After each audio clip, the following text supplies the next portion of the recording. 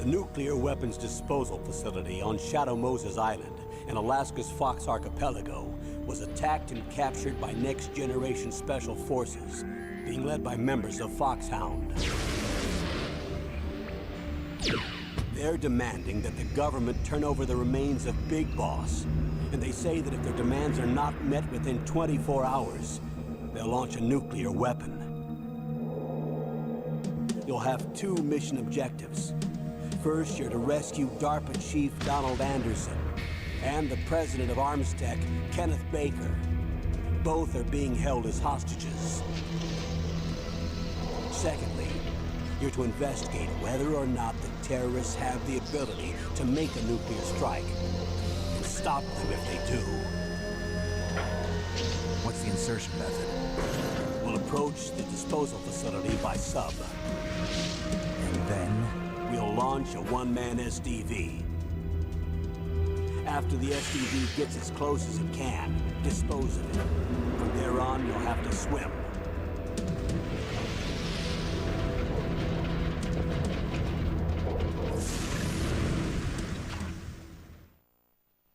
High-Tech Special Forces Unit Foxhound.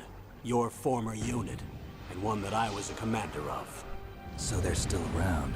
There are 6 members of Foxhound involved in this terrorist activity.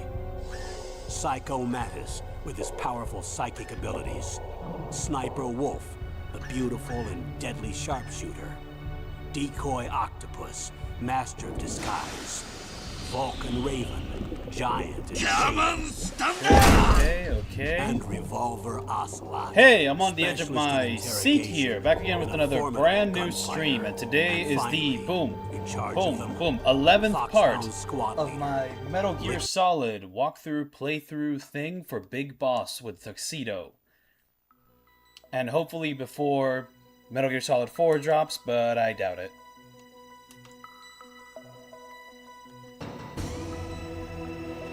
Today I went and bought another PS1 memory card. Oh, look at that, boom. Since I bought 2 of them, now there's an extra one. But right now I gotta use the second one. And oh, this is actually making loading a little bit harder because the game has to like account for that. Huh. Okay, so now I gotta press the source record button and well, same as before, I'm gonna do 2 of the most annoying action set pieces back to back in one take. And wait, I don't even have to do that anymore because I have extra space. I can just climb down the wall, then do the next part, save there, do the next part, and then save at the next one. But wouldn't it be kind of lame to just save one after the other? Well, then again, these are some of the worst sections of the game, so honestly, who's going to blame me? The single segment runners, that's who's going to blame me.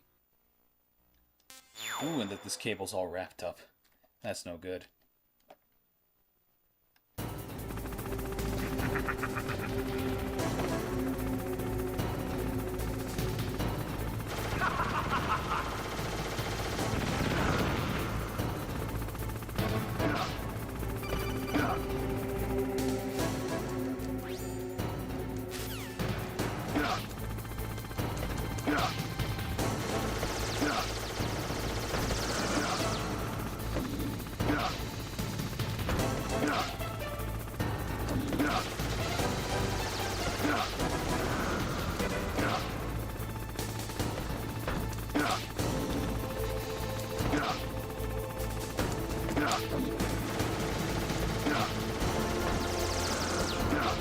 This might be the lucky, oh, almost.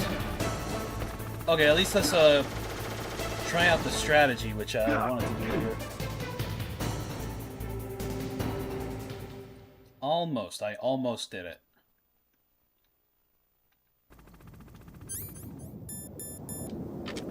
One, two, three.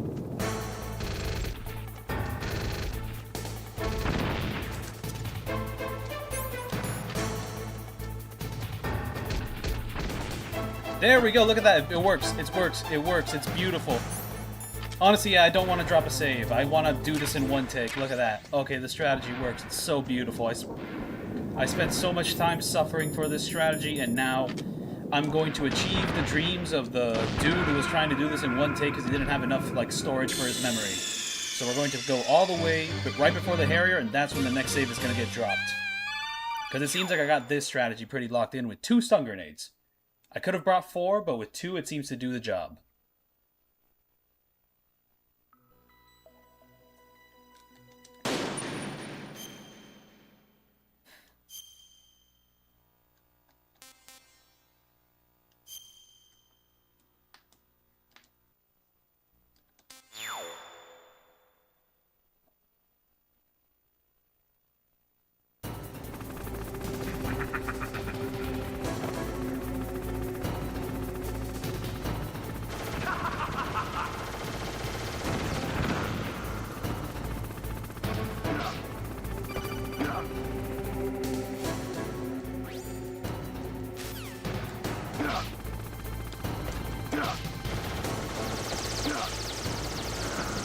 Oopsie, okay. Time to die.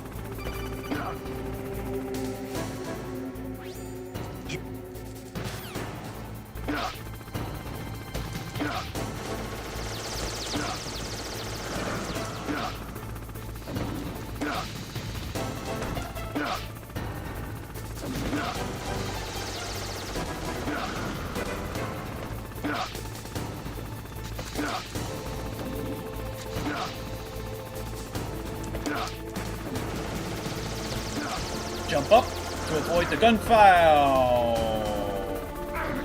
I thought going up would avoid the gunfire. I don't know how the gunfire works in this game. In this mode.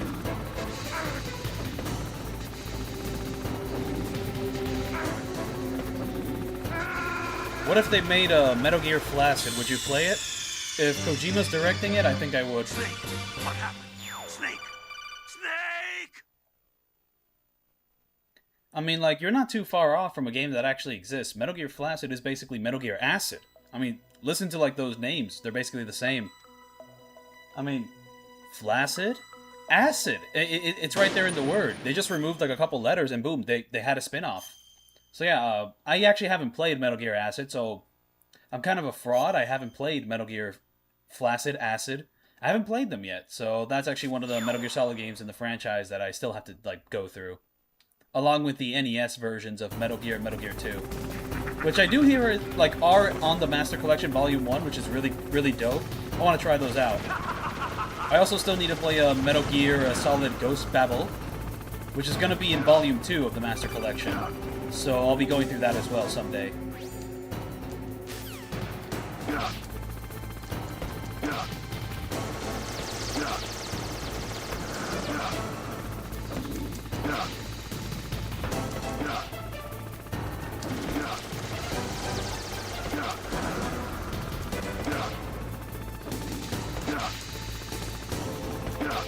Please.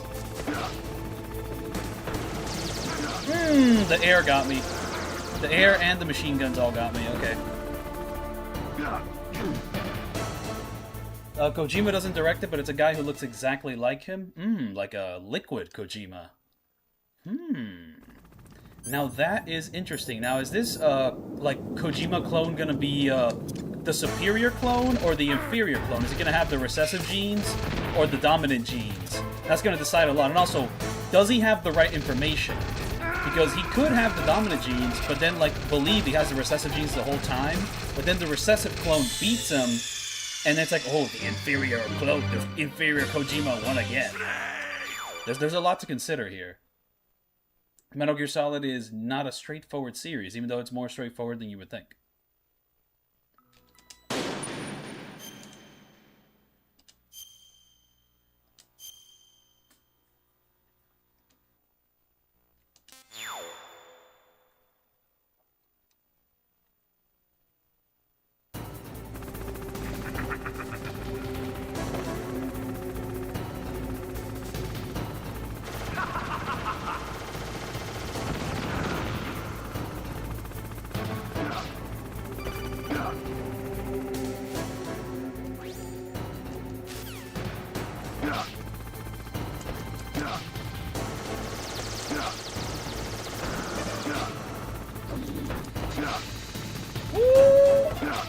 Oh, okay. This is good! This is really good, actually. That's not so good. Okay. Let me just try the strategy downstairs, just to see if it works. Again. Well, actually, it's better to go to the left here to avoid this stuff. I was going to the right this whole time, and that's just bad. Because the machine gun starts from the left, so if you avoid it from the left first, it's better than trying to dodge it from the right, because he's still going to be shooting at you. Okay, there we go. Boom. That's my first big break. That's my first big breakthrough here. That should make things easier. Oh, these cables are just wrapped up.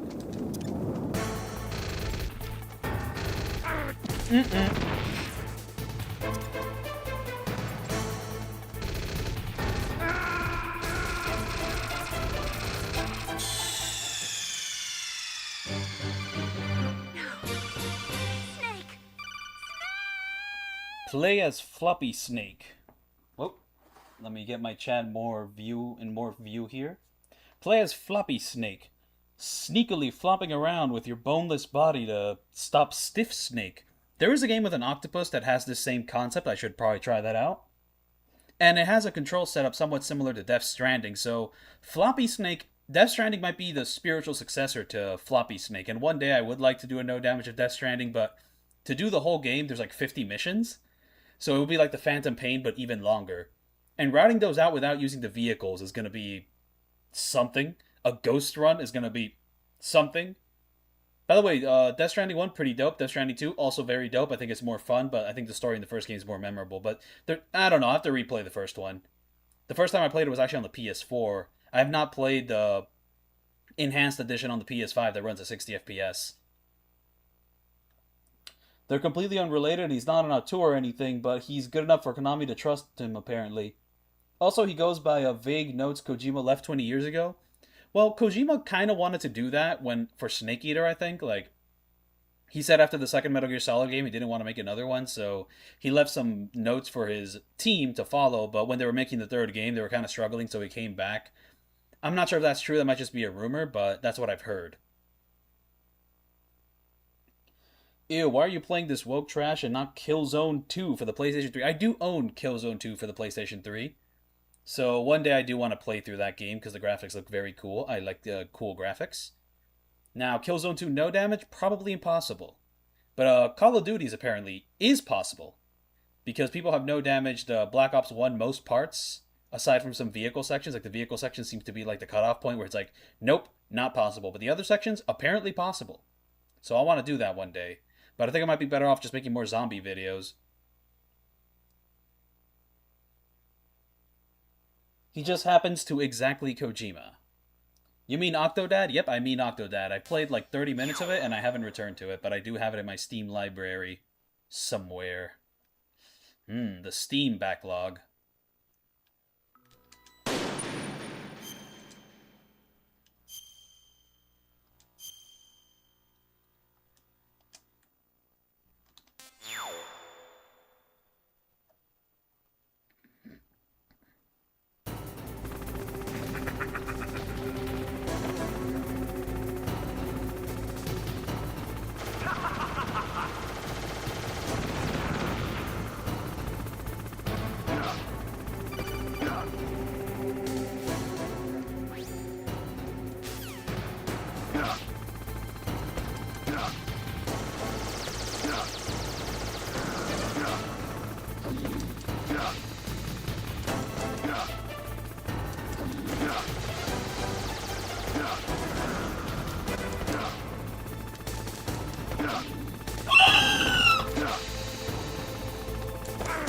No!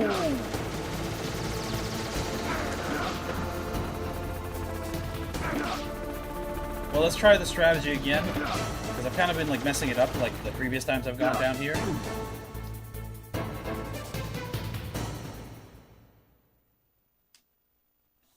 For some reason, I want to get my hands on a copy of every Halo game. I have to play through the first Halo. The only Halos I've played is Halo 3 and 4. Ooh, no good.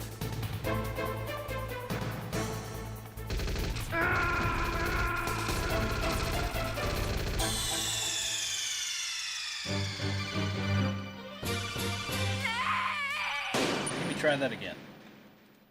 Also, I'd like to try this with these cables not being all tangled up. That would be nice. I would like that.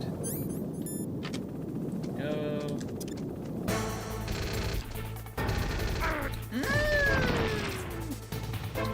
Why is this game being mean to me? Before it worked really nicely, and now it's not working at all. What gives?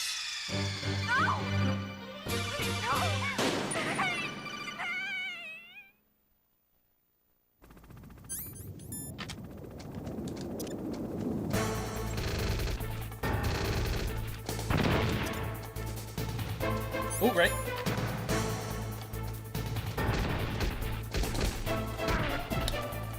Okay, so that stun was not thrown correctly, and I think part of it is that I threw the first one too early.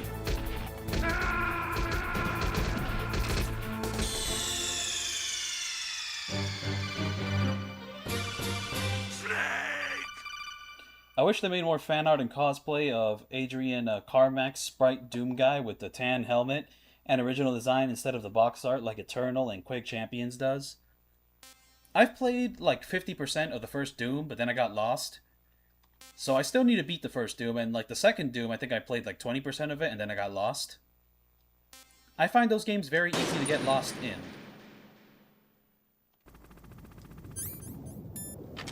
Okay, 1, 2, 3.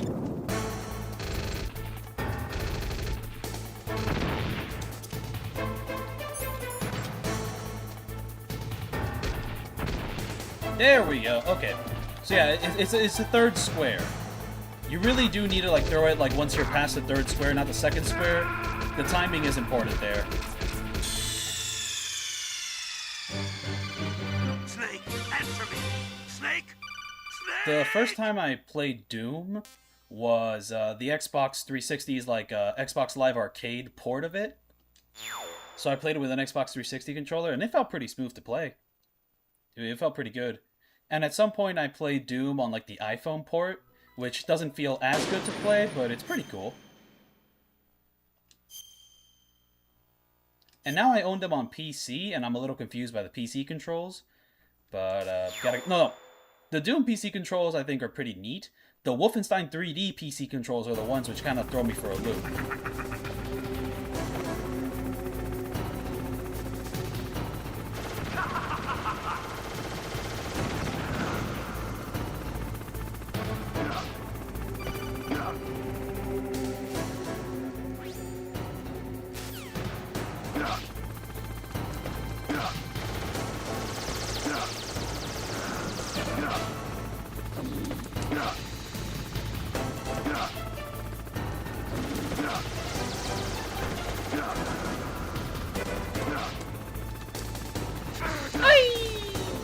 Come on, man.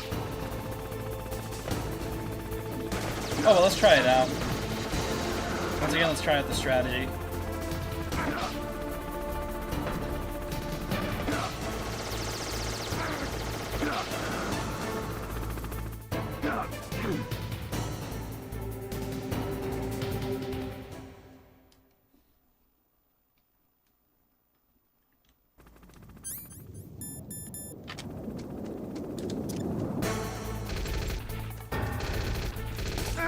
Ooh! Bad move.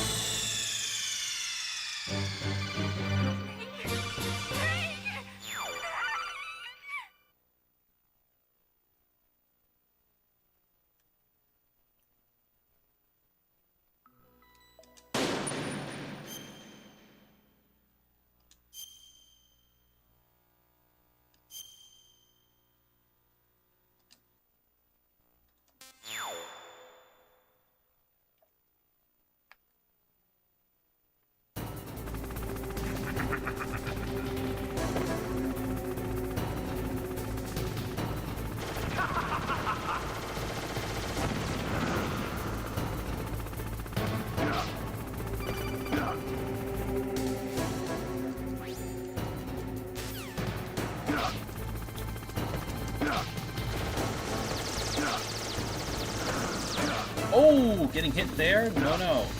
No good.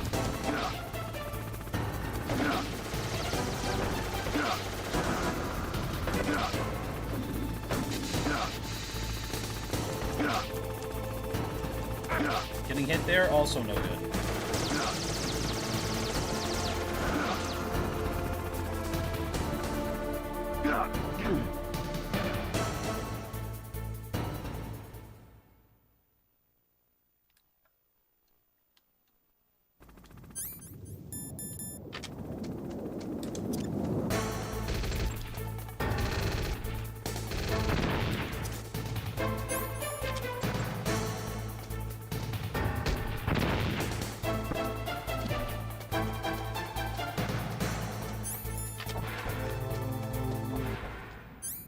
And also doing this avoids the whole, like, helicopter chasing you down and shooting you thing. So that's pretty neat.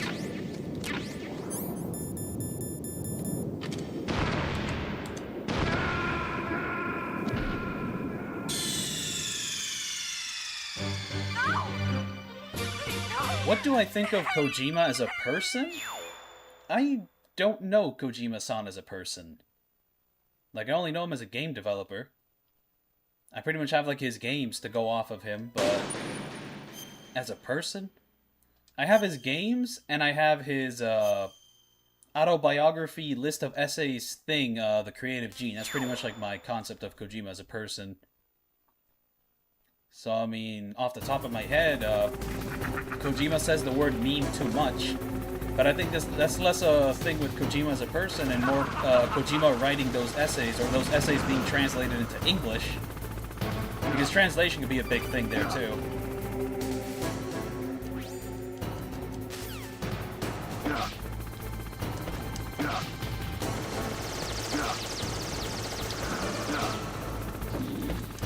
Ooh, no good.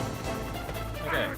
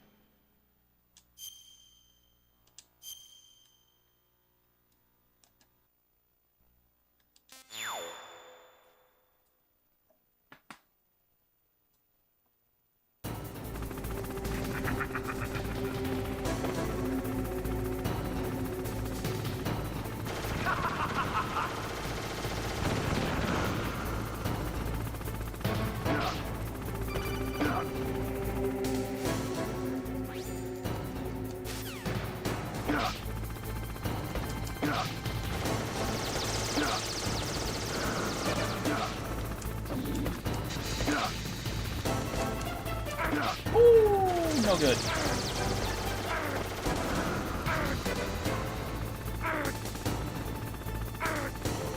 It's kind of like humping the wall there. He's like, ugh, ugh, ugh. Snake! What happened? Snake! Snake!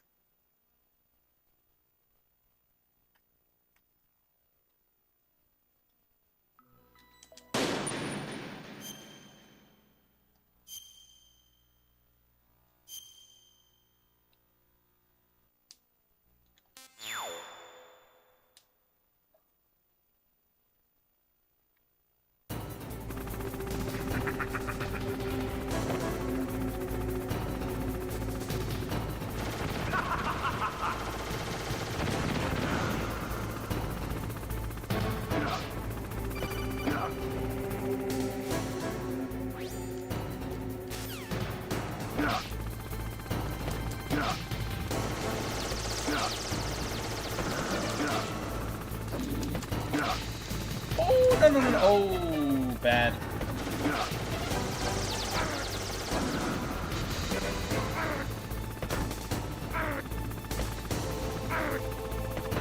From what I hear, he's a very complex person. He has big problems, but also genuine love and passions. I don't think he's a bad guy, but he should try therapy. And well, that's the thing. What if he has? Like, I don't know. What's wrong? Is that he might have tried therapy like on his own time and like just not publicly released that information. For all I know. People tend to see him as either the most genius man in the world who could do no wrong, or the most evil game developer, and I don't think either are true. It's like, yeah, I mean, that's just generally true. I mean, people are complicated. There's nothing is like black and white. And he tends to like write a lot of characters in this series that way. Okay, I say that, but there's also a lot of characters in this saga and Death Stranding where some of them are just plain evil. Like, okay, the most evil guy in Death Stranding still is like kind of complex, but he's also like Higgs is like the most evil motherfucker ever. Like, there's some sympathy to him, but he's also insanely evil. I mean, Volgan is just a straight up evil person. But like beyond that, like a lot of people are like morally gray. Zero's morally gray, Big Boss is morally gray.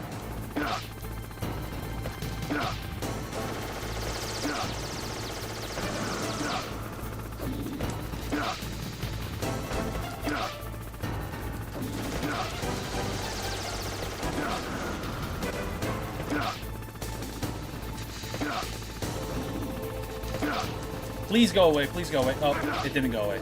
It goes away right when I wanted it to go away. No.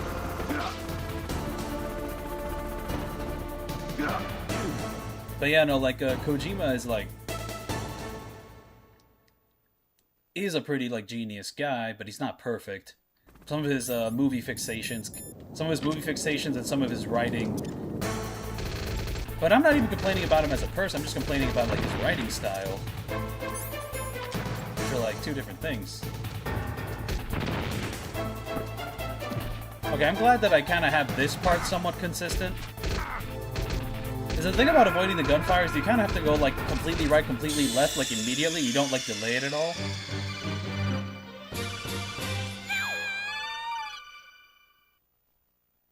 I think Kojima and Hideki Anno should make a movie together. Yeah, I agree. Even though, okay, Kojima wants to make a movie. He's a big movie guy. He puts a lot of movie influences into his games, but I don't know if there's really much point in Kojima making a movie because he might have started off being a big movie guy and directing a lot of, like, movie cutscenes in his games, but now I think he's just locked in on making games with a cinematic presentation. That's just kind of like his talent now. Like, he'll be limited by making a movie.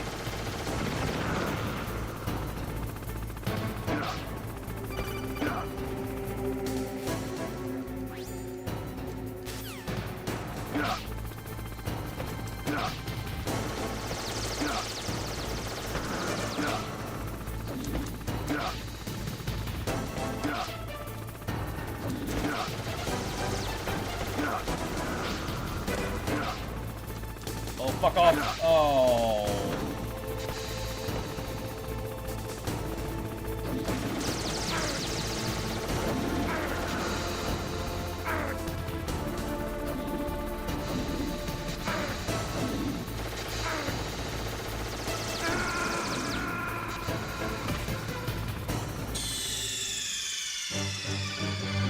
Snake!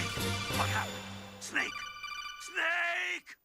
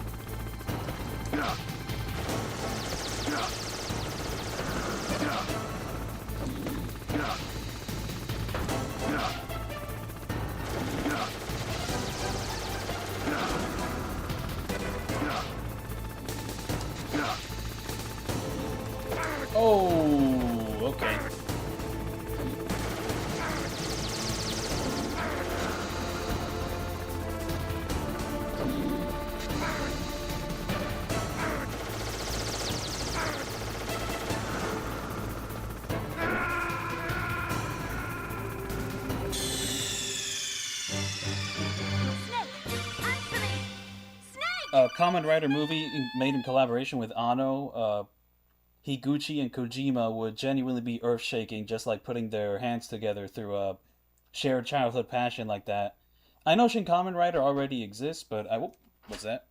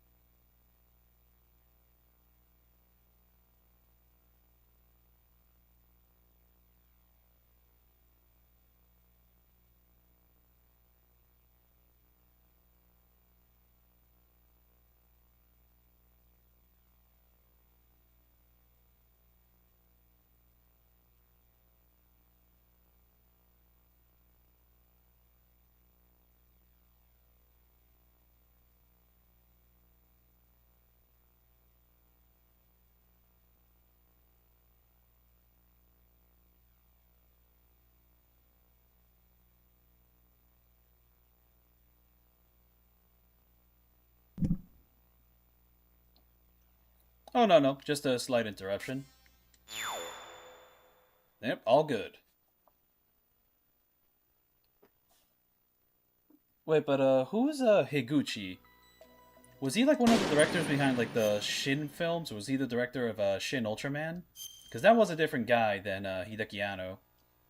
I really liked Shin Godzilla.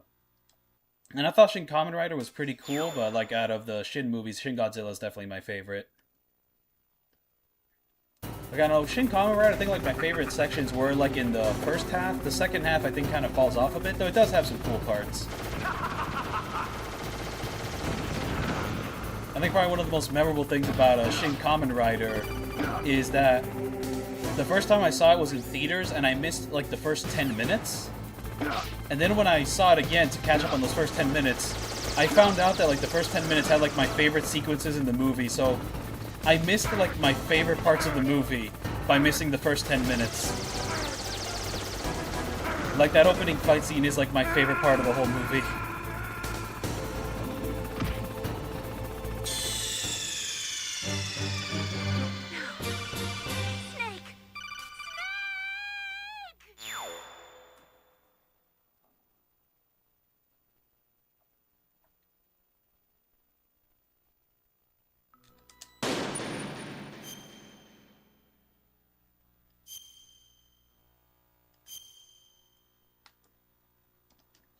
Yeah, I saw all the Shin movies in theaters. Like, I got to see Shin Ultraman as part of the Chicago International Film Festival. And Shin Kamen Rider, I missed like the first 10 minutes. And Shin Godzilla, I got to see in theaters. Under decently normal circumstances. Well, as normal as a limited release for a Japanese movie can be.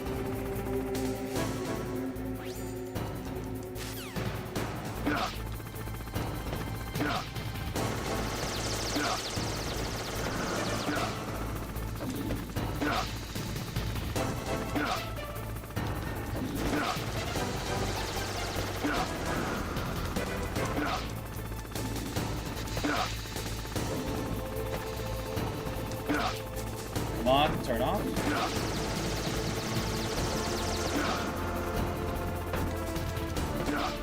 I'm just gonna say, no, let's not. You gotta have courage. You gotta have the courage to do this in one take.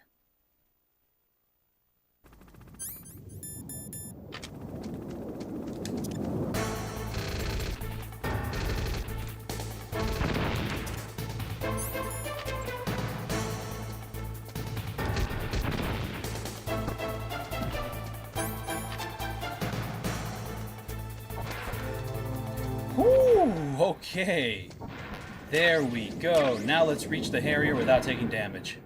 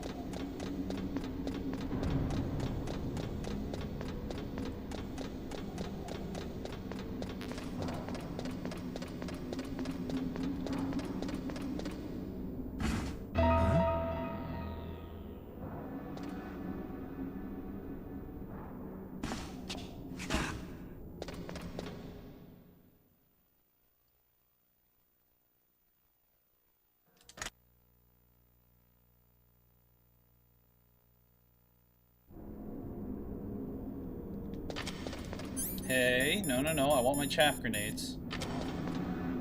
Okay, no camera there. What about over there? Okay, now we have a camera. Okay, that's 1, 2, 3,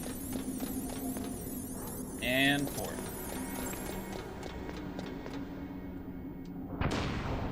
One, 2, 3, and 4. Now that's gotta explode at the right time, or I'm screwed. 1, 2, 3, and that's 4. That's 1. There's not gonna be any more cameras, so pretty much good there.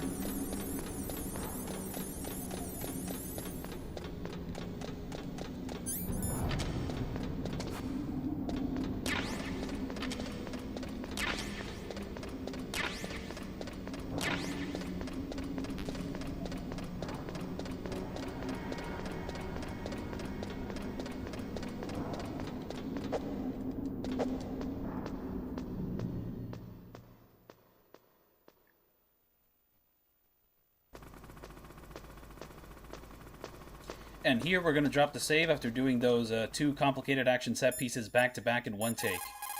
And I'm going to use like the last save file of memory card 1, which is in the second save slot.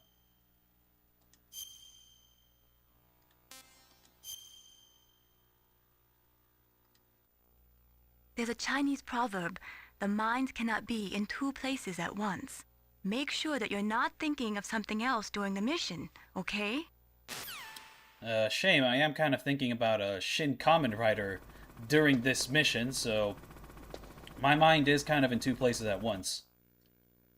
But now my mind is on getting this recording. So let's check this recording. Hopefully nothing got messed up so that I can continue this game with a peace of mind.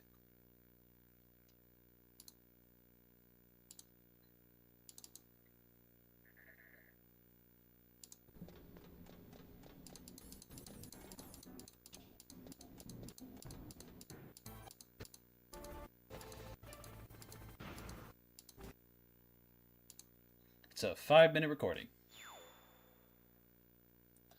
Hello, Charlie514. You joined at a good time, except you did kind of miss one of the craziest things I did. I did the tower descent, and then like the 3 dudes which like fire at you like back to back in one take. And those 3 dudes that fire at you from across the bridge, instead of killing them with a sniper rifle or the Nikita rockets, I just ran straight at them and I used 2 stun grenades to pretty much like get past them without killing them. That way I could kill like 5 or 6 guys during the Meryl shootout at the beginning of the game, but like not go over my kill count by just ignoring the kills I would normally get during this part of the game. So just by not killing these guys. And by not killing those guys, I also avoided the whole part where like the Harrier chases you down.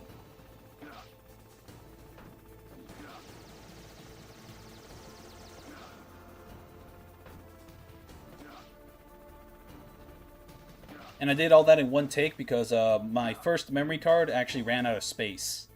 And now I'm going to use a second memory card to make more saves.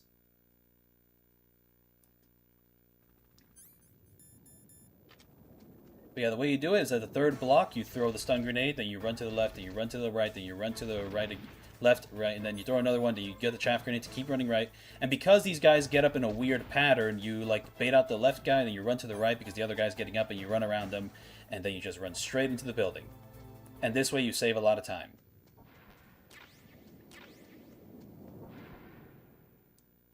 Whenever I make kaiju superhero designs and models, I always put like the suit folds and stuff. I have a dislike of how comic book heroes draw them with all their muscles like their body paint. Like, yeah, some superhero costumes, like the way the muscles like come off the costume is kind of like paint instead of like their actual muscles. Not sure how that changes with the like tonkatsu. No, I forgot the genre name. I don't know how to say the genre name, but yeah, with those type of heroes, they're a little more robotic, like the suits. Like the muscles are like more bold and like kind of like pop off a bit, while the muscles in some superhero costumes are just kind of like paint.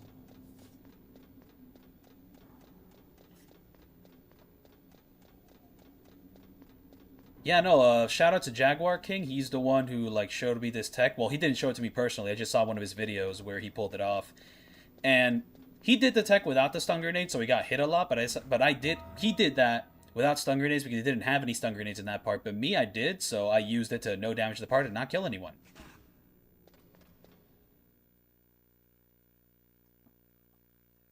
I really hope doing that doesn't invalidate my big boss run, but then again, an alarm didn't pop up on the top left, and there's no way to avoid an alarm with those guys, because they're always looking at you, they're already alerted. It's like an action set piece with those guys.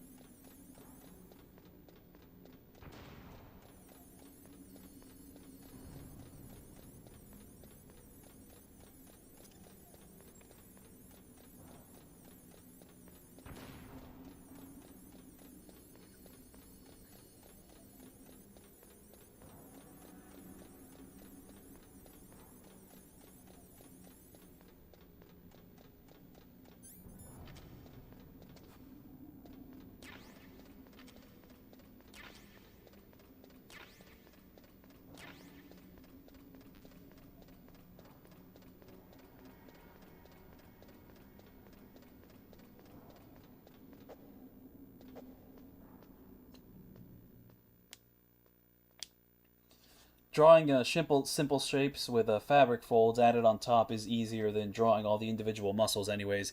Yeah, having to like draw like every individual ab. It's gotta be like frustrating for some of the superheroes. What can I do for you?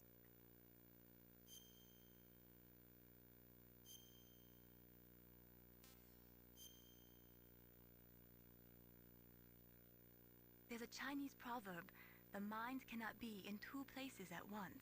Make sure that you're not thinking of something else during the mission, okay? Okay, so right now I'm thinking of taking a short break. This clip is good. So this is like a save 12 stuff. Okay, I'm going to delete this one because that one's not needed.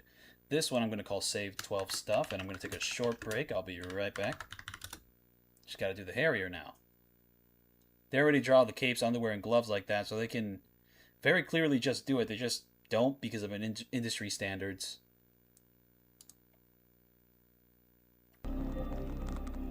Come on, stand up!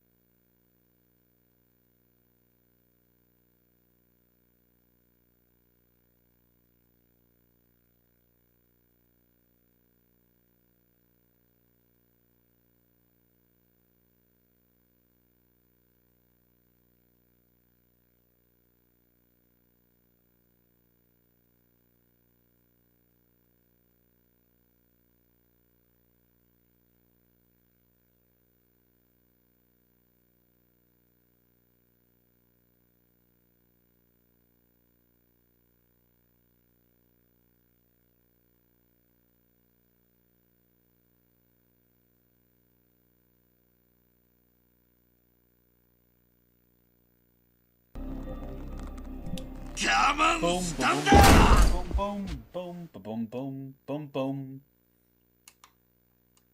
So now, when is the next save going to be dropped? I'm not sure. I'm not sure. I'm going to press that source record button, but I am also going to just blow myself up here.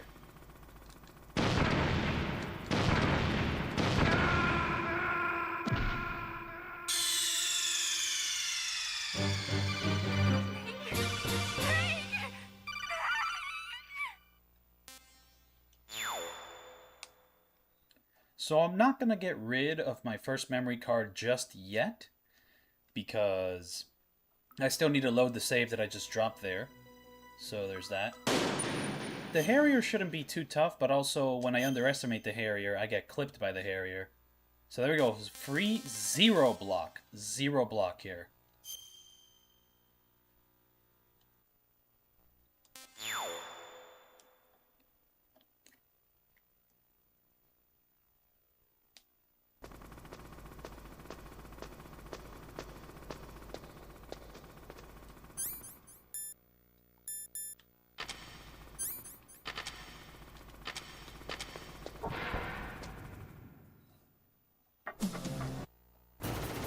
Oh, okay, run, run, run, run.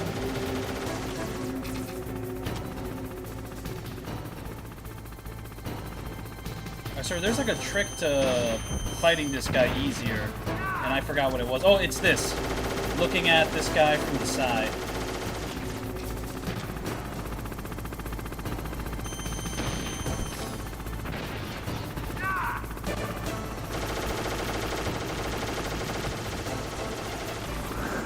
Woo!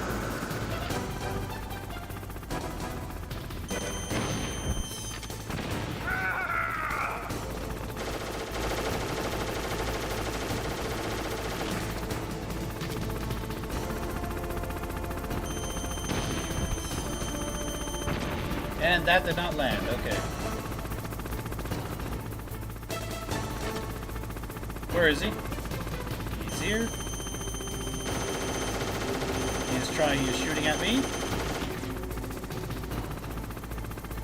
Why is he going over there? Oh. I'm flubbing it. I'm flubbing it right now. Flubbing it live on camera. Yeah, let's just try that again.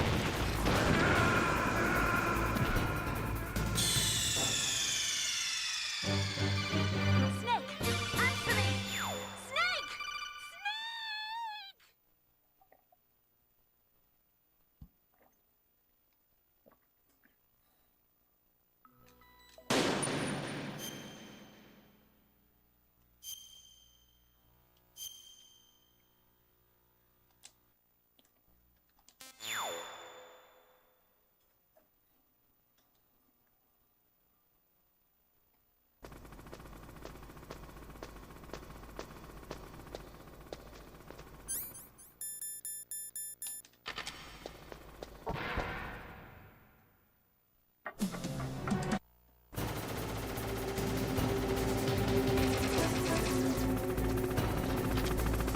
Where is he?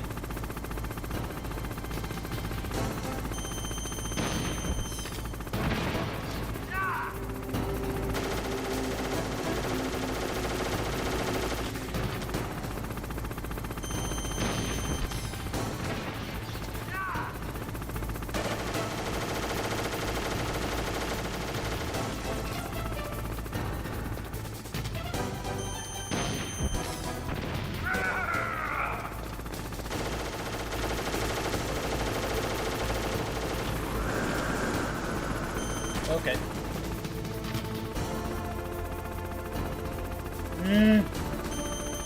Not great. And I didn't even damage him, okay. Oh, that's no good. Okay, so I'm not that familiar with how to fight the Harrier, right? No, it's not even the Harrier, it's the Hind D. I'm so unfamiliar with this fight, I'm calling it the Harrier.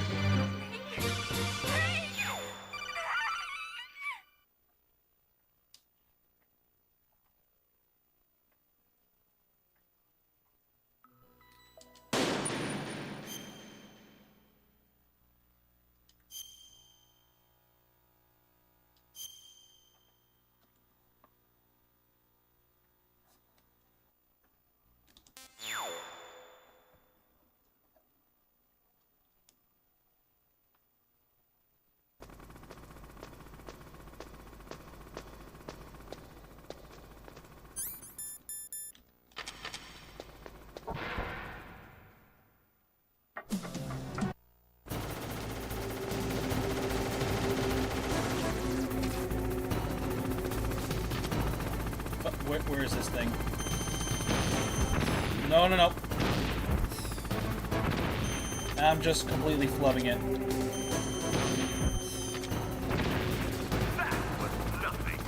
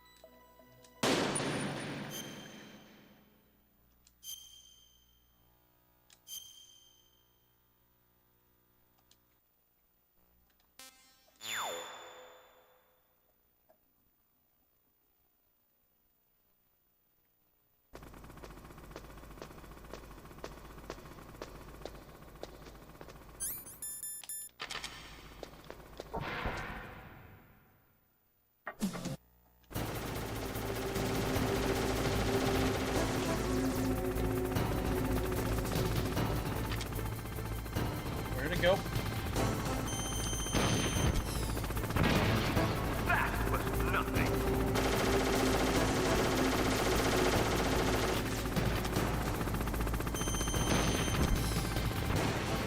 That was nothing.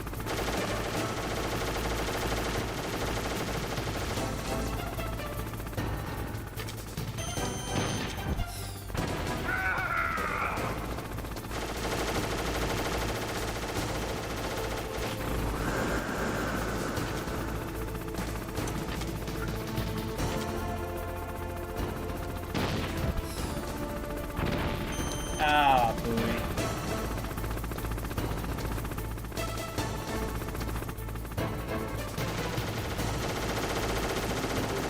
Oh! Okay, ooh. That was a almost bad move.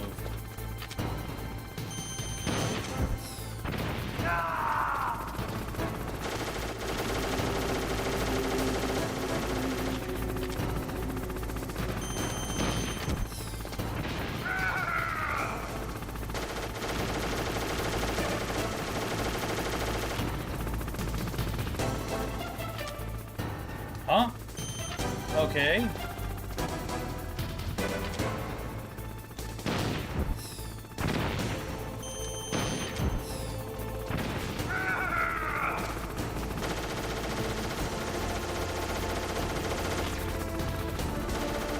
What? It's still firing?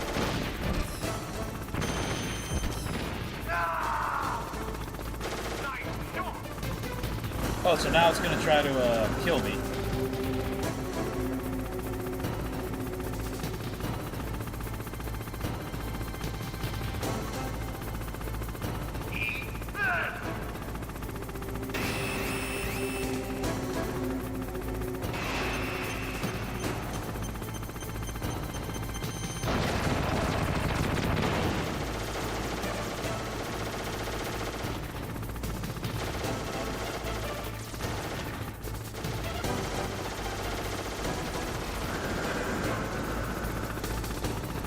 Where is it?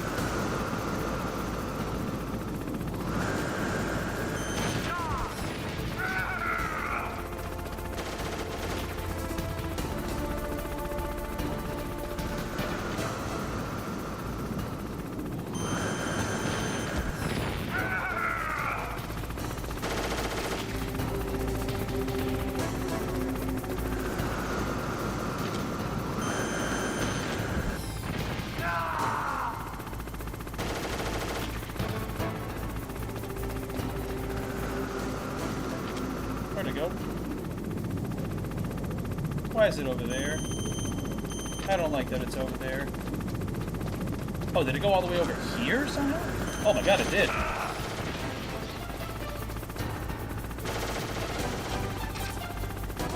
Where did it go?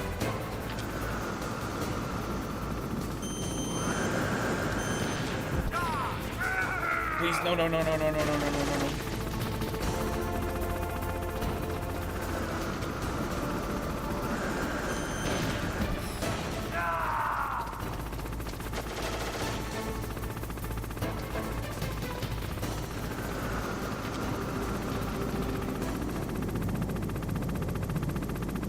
What? How am I gonna get it from there?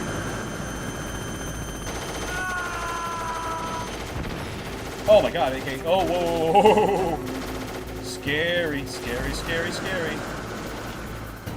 It's doing the thing. Where'd it go?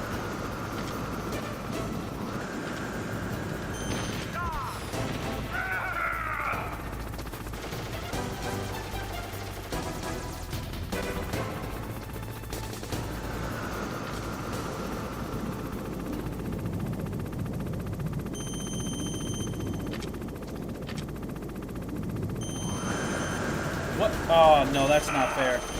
That's not fair at all. Oh, but I landed a shot, though, which is great.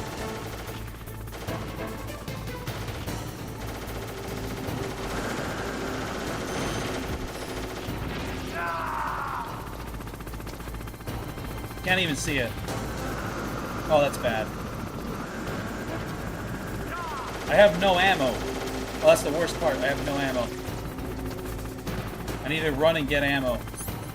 Maybe I can avoid the bullets with the chaff.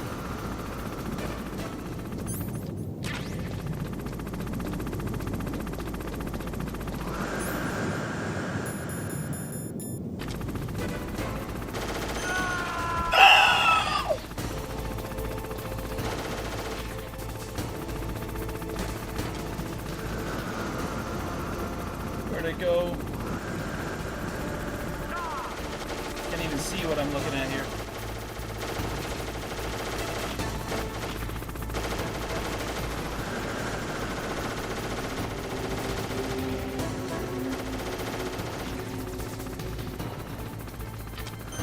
Now the fight's scary.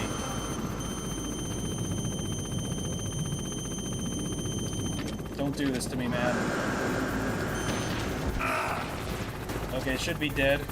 But the thing is, even when it's on its last bar here, you should wait for it to... You should wait for it.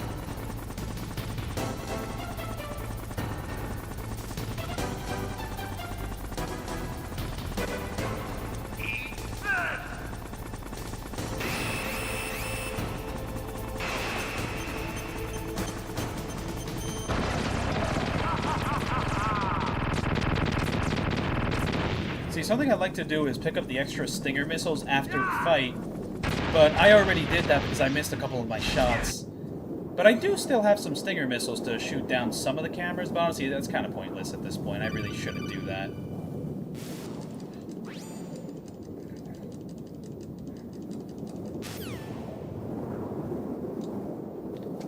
But yeah, I'm just going to check if there's any extra materials.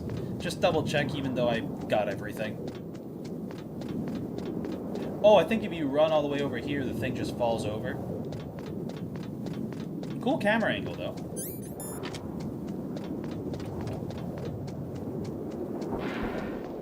Yeah, I think I'm just going to use the chaffs to get past the cameras. You could shoot them down with the stinger, but what's the point?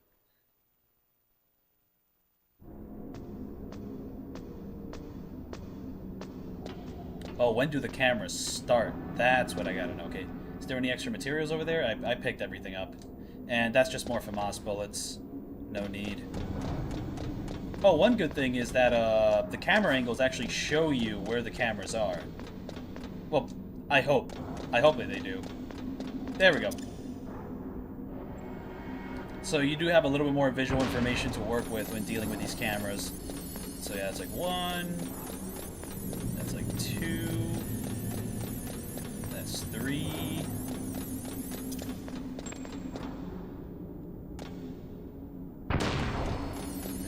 So that's 1, 2, 3.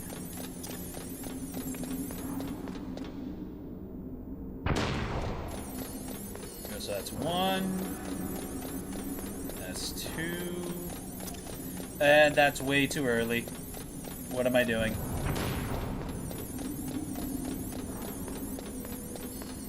At least it's over. At least it's over. So here, I think I'm going to drop a save when I'm inside the elevator. That should be good enough. And okay, we got to equip the FEMAS ahead of time.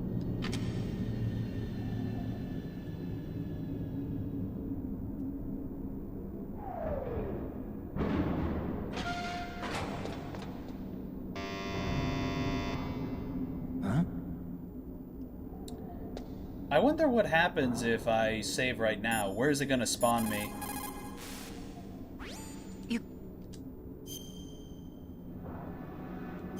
Let's check the second memory card. Oops, no blocks. No blocks available. Memory card one time.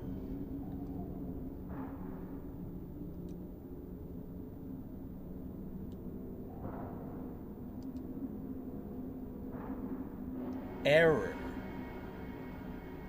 Oh, fuck. It's stuck like in a loop. Get me out of here. Listen, man, I'm good. I don't have to use that one. I'm gonna remove it right now. You can't even use it. Look at that. There, I had to physically remove it so it would stop fucking me. Okay, so what am I gonna save over? I think I'm going to save over... Yeah, this one. I'll save over this one, the Harrier. I don't really... Somewhere between the sounds, between the picture. I don't get it. Anything can be done digitally. If that's true, why don't you go ahead and try to save what I'm thinking right now? I can't save that type of thing. You have to put it into words at least. That's right. And that's what memories are. Wordless. I don't know about that. No matter how far data technology advances, you'll never be able to penetrate the human heart. You're wrong. It's just a matter of time. But first you have to try to understand human emotions, Mei Ling. And how do I do that? You have to allow yourself to fall in love with someone. Okay, so...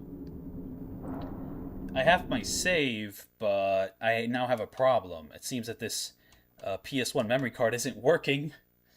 Uh-oh. I'm gonna have to check that out. Because if it doesn't work, what the fuck am I gonna do? What the fuck am I gonna do? You know what I mean?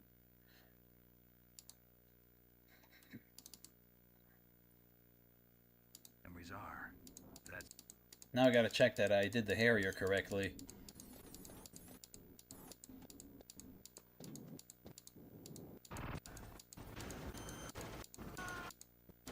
The Harrier, no, the Hind. The Hind is a very long fight.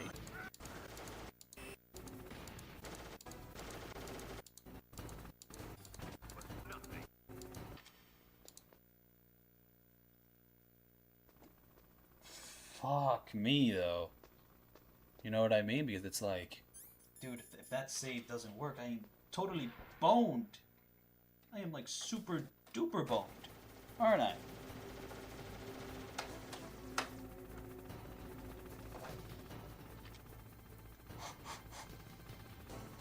Maybe I have to like remove this sticker. Maybe if once I remove that sticker, it can read the memory card. But that's not where the important information is. So, what's the point of the sticker? Oh dear. I'm gonna insert it in the second slot and hope for the best here. Like, it should work, right? It's not like there's anything wrong with that second slot because I've been using that for the other memory card and that's been working fine.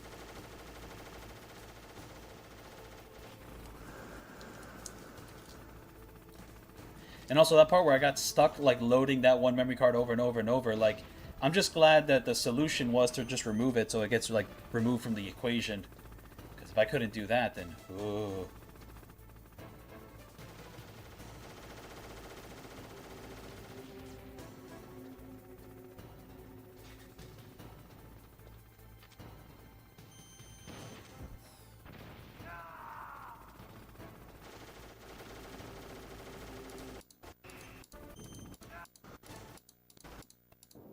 Okay, the Hind's fine. I'm not gonna, like, watch the entire Hind fight. I don't got time for that.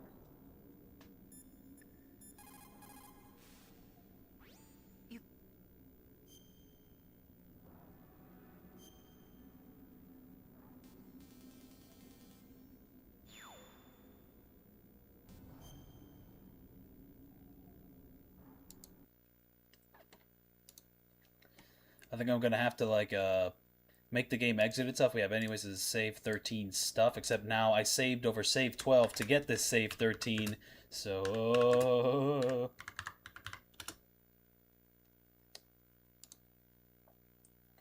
here we go. I'm going to press the make the disk eject button, and I think I'm going to. Oh wait, what I have to do here is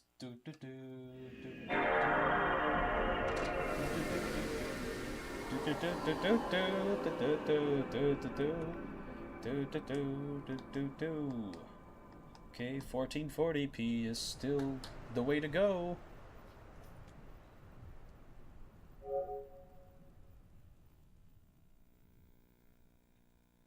Hey. No. There's a second memory card inserted into my console. You should recognize it. These are not the only memory slots, but yeah, there's 0 space available. Wait. I can make extra space by deleting whatever the hell this is. How much? That's 8 gigabytes. How many blocks is that going to give me? But yeah, I don't care about this data. Get the fuck out of here. If that's 8 blocks, 10. Is that 10 extra blocks just because I deleted the VR train? Okay, so I can keep using this memory card. So I didn't really need to buy another one. I just had to delete the VR missions so I could keep making saves. But I really want to fix this issue with the other card. Because where is it? I mean, it's plugged in. It's plugged in. It should work. Where's the other card? Come on. Do I have to, like, plug it upside down? What's going on here?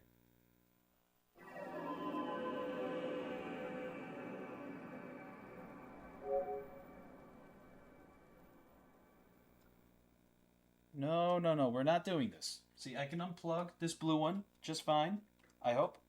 Look at that, oh damn, that's actually, this one's kind of hard to unplug. I unplug it, it goes away. Come on. So yeah, I plug in this white memory card and nothing shows up, so the fact that I can delete the VR mission data and get more saves is very nice, but like, how big is that VR mission's data that it gives me like 10 gigabytes? I think that's like 10 extra blocks. So it seems I need to beat the rest of Metal Gear Solid 1 with 10 saves. I would hope that's what that means, the 10 gigabytes. But yeah, I bought this for $20. It should work. I mean, hey, it looks legit to me.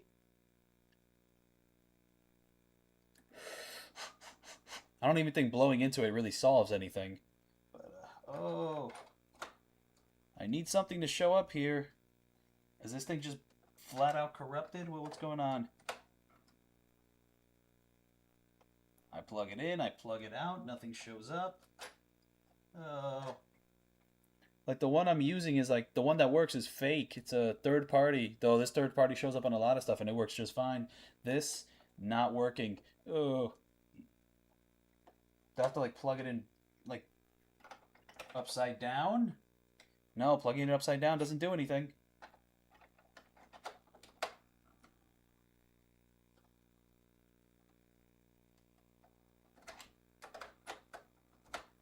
You know, the weird thing is that Metal Gear Solid 1 recognized that there was a second card, but the system's not recognizing that it works in any capacity. Oh. There, it showed up. It showed up right then and there. What do I gotta do to make this thing... It showed up for like a split second. Do I have to like not plug it in the whole way?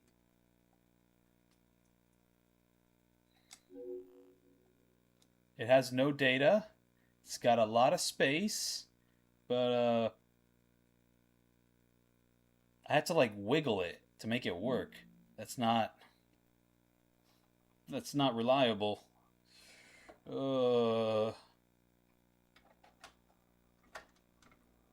just gonna have both of them plugged in at the same time now. I'm gonna rely on memory card 2.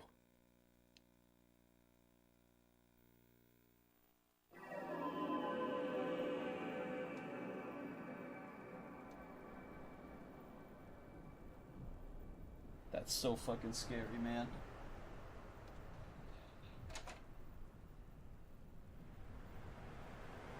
I'm just gonna stick with Bluey.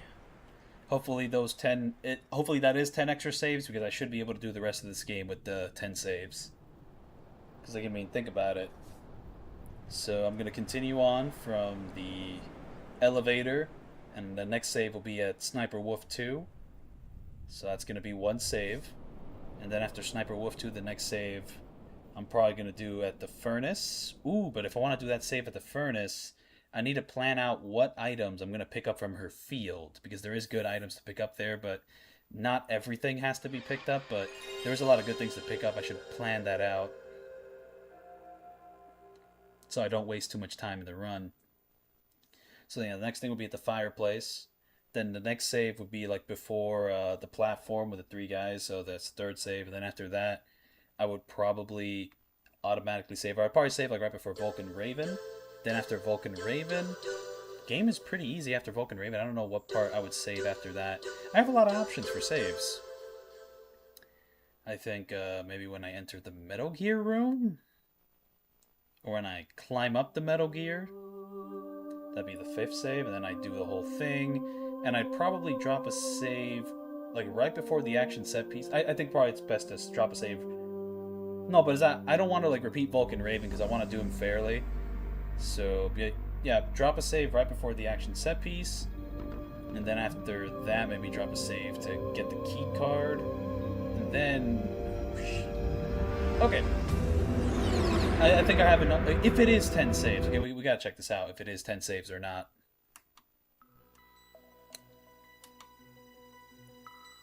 Thing is, I do want to drop more saves. Oh, the reason I want to drop more saves during Disc 2 is because of the whole loading issues. Every time I, like, die. That's actually a big problem.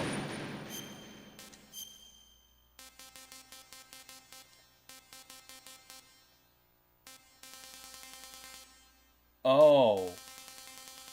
That's only one free block.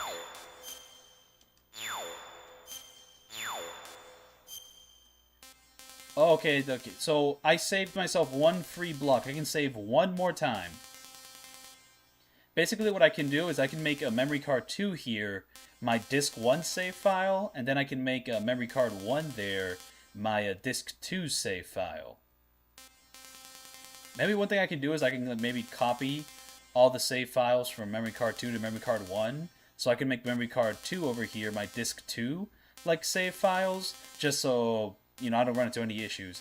I think the reason why it kept loading every time I loaded up a save here was because there was an issue with the first memory card. Oh, this is so scary.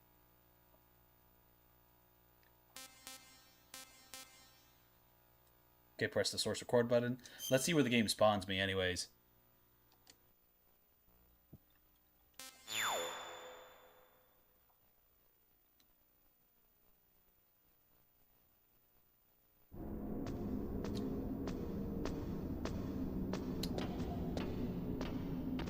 That's bad. It's really because, like, the game keeps track of, like, your runtime, but now I'm gonna have extra runtime because...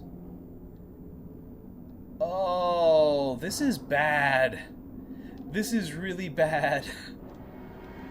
Oh, this is really bad. Guys, this is really bad. Because the game kept track of all that extra runtime I spent defeating the Harrier and going down the stairs. Oh, this is really bad. This is really bad.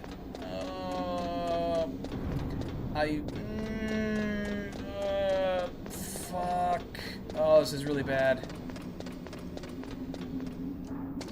Like, I could maybe continue here, and I should pretty much like beat this game in under 3 hours. That's not the problem, but like my playtime is going to be increased because of the way I saved here.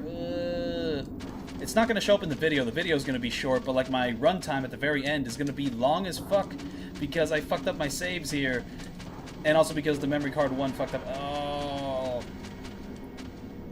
tell you what, I don't want to repeat all that, so I'm just going to roll with it. Yes, my save is going to be like 3 to 4 minutes longer, My run time is going to be 3 to 4 minutes longer because I fucked up saving here. Should have saved at the beginning of the... Like, right when I entered this area, or like right when the encounter started. Those are the times I should have saved, so... That's a lesson. I'm going to teach people a lesson with this moment. This is going to be a fun story to tell. That's what this is. What happened? Snake!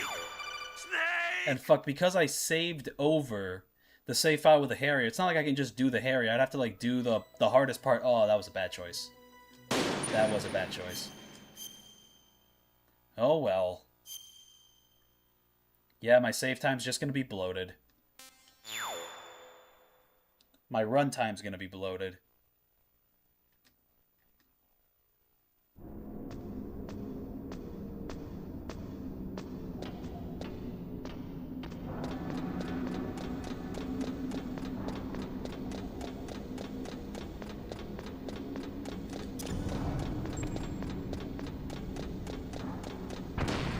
Alright, that's 1. That's 2. That's 3.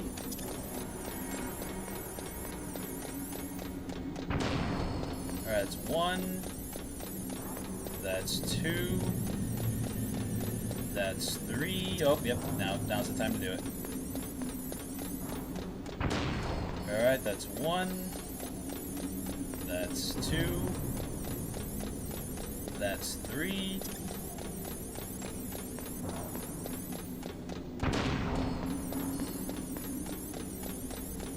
Oh, and the fact that I have to do this over and over and over again every time I want to fight these stairs guys. Oh, I did not plan this out well.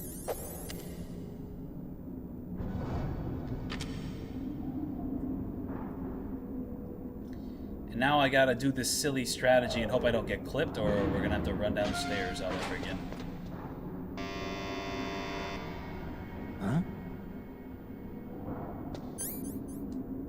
Hey, no, Snake.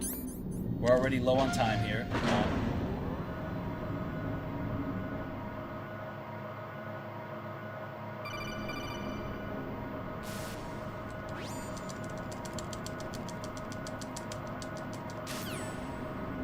Too late, Snake. Now die.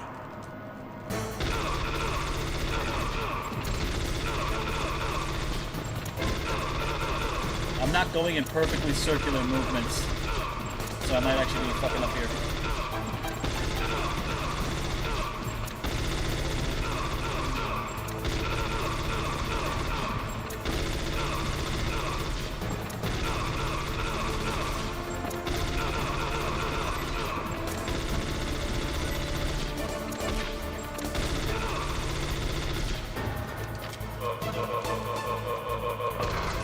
Oh, and I ran out of ammo.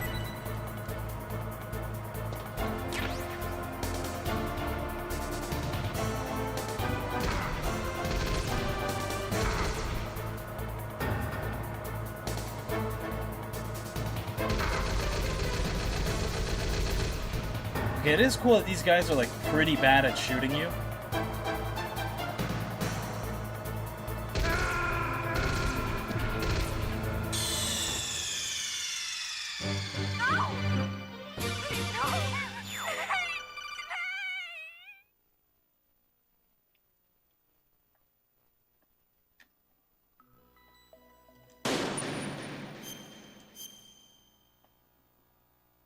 So yeah, buying the second memory card was important, but I have to like plug it in a certain way or it doesn't read.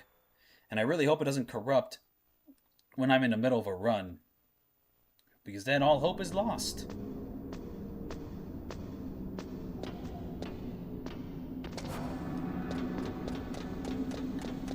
It's like 1, 2...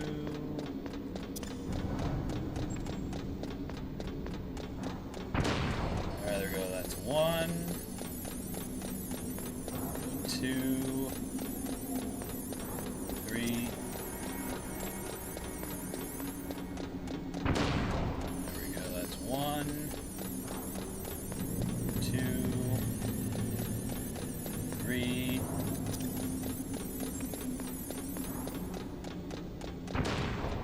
Alright, that's 1, 2.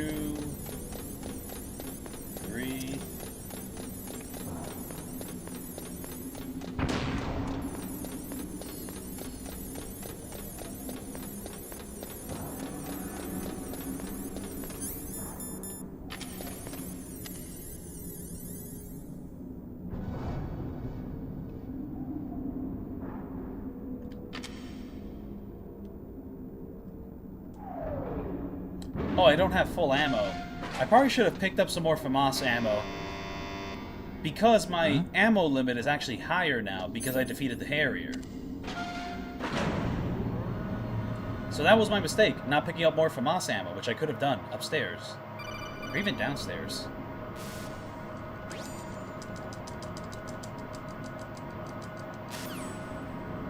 Too late, Snake! Now die!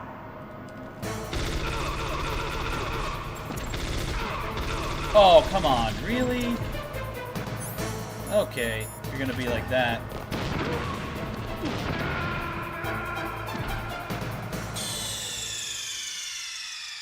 No! Please,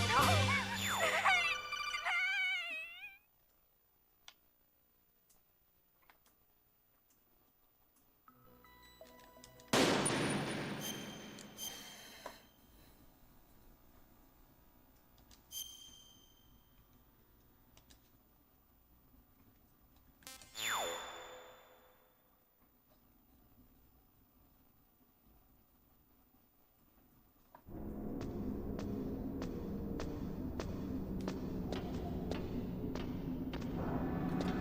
Oh wait, the extra FAMAS ammo would be around that corner there, but not feeling it.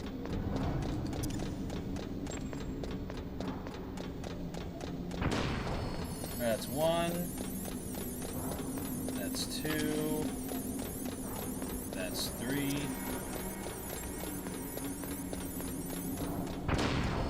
Alright, that's one. That's two. That's three. The timing isn't really that important since you have to use one for pretty much every camera.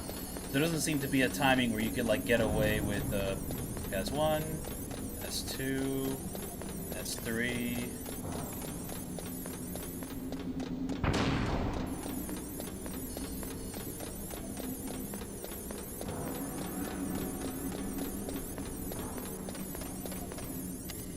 Is there any ammo around here? There's something there. Okay. There we go. Beautiful. And it gives me something to do when I'm waiting for the elevator.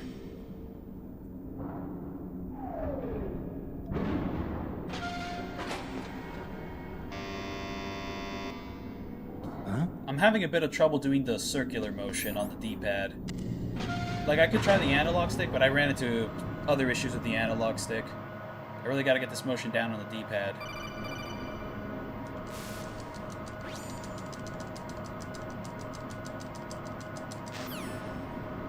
Too late, Snake! Now die!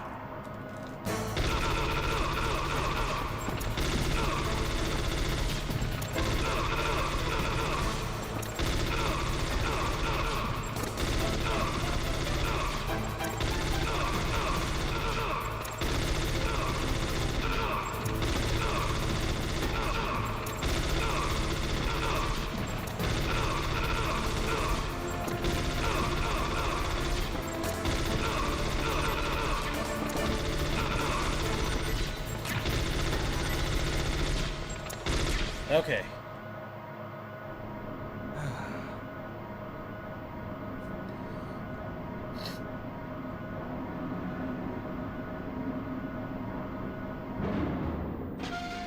Okay, so one annoying thing is that I'm pretty sure there's like cameras around here too. Maybe even claymores for all I know. Okay, more chaffs. Beautiful.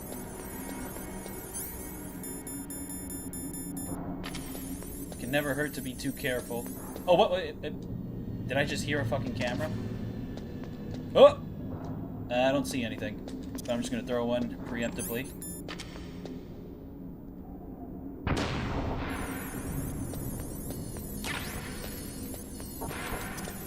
Please don't kill me. Please blow up at the exact right time when I need you to blow up. Thank you. Okay. And please don't stop working. Now, should I save at the start of the boss fight or here? That's what I don't know. I'm just gonna move forward. That doesn't count as damage, by the way. That's just a cutscene. So yeah, I'll just save at the start of the boss fight. Even if it spawns me right before this moment, then that'll just be how it is.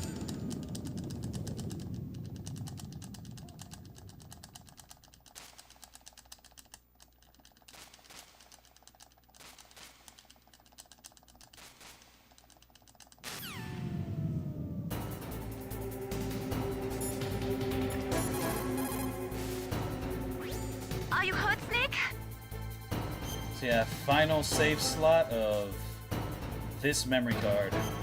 Had to delete the VR missions to do this. Don't give up.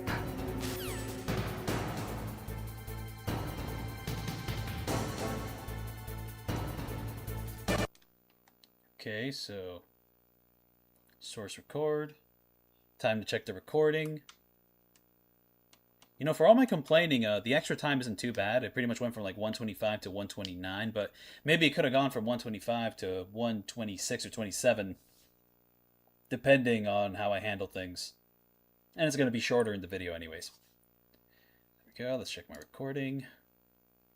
Well, I should probably just note this down, this little adventure, because this is the sort of details that are going to be important when I make the big video on Metal Gear Solid. How to, can you do Big Boss without taking damage? These are the details which make interesting stories.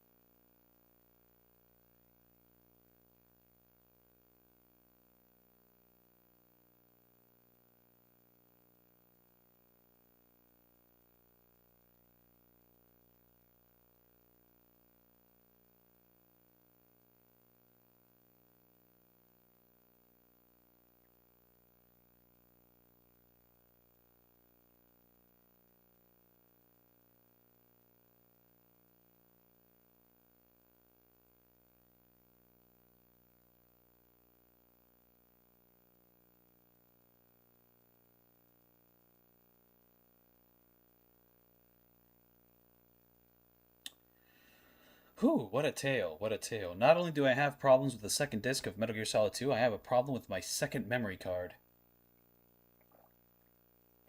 But now I'm going to check this save file. My save 14.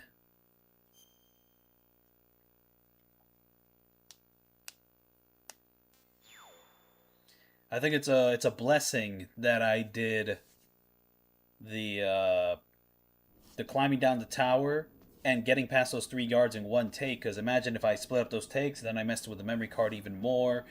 That would have been a nightmare.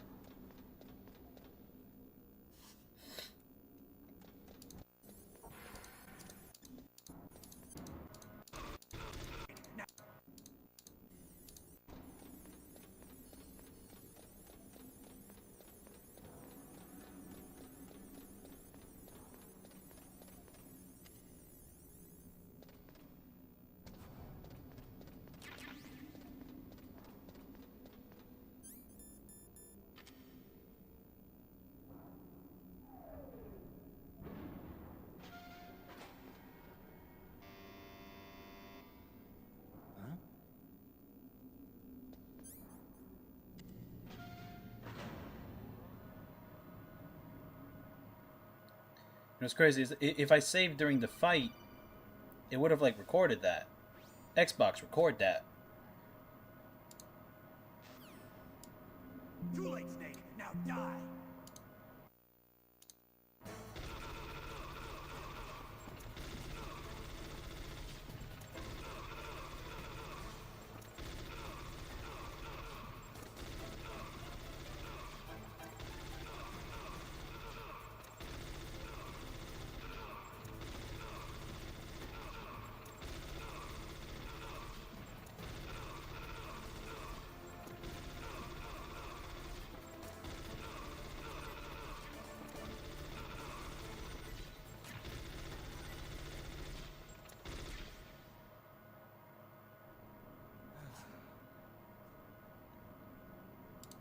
So yeah, let's save 14 stuff. So really there's like 15 parts so far, and by when I reach the next part, that's going to be part 16.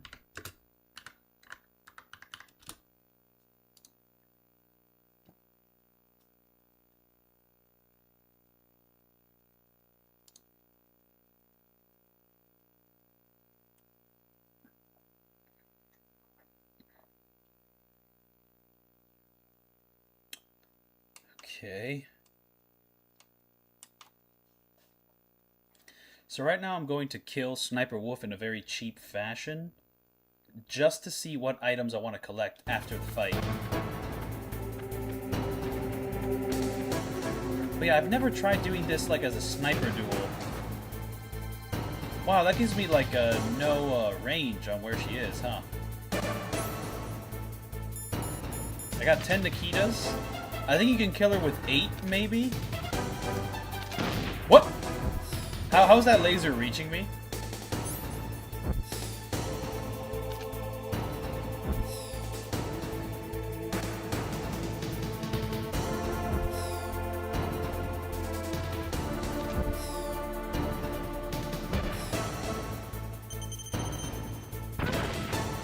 Okay, one thing that trips me up about Sniper Wolf here is that she's gonna be going up and down the map, right? Not just left and right. She has a little bit more room to navigate. At least that's the impression I get of the fight. Because, you know, like, there's a bit of verticality to her location, though she does seem to use the trees in a similar fashion to the way she used the barricades before. And also just, what's the place where I can, like, camp out and just, like, get her? Oh no, is that one of the trickiest things about her is that she has, like, this big piece of cover that pretty much blocks where it's gonna be hard to see where she goes. Hey. Oh my gosh, she's like... got lucky there. And I don't think these Nikitas are gonna kill her.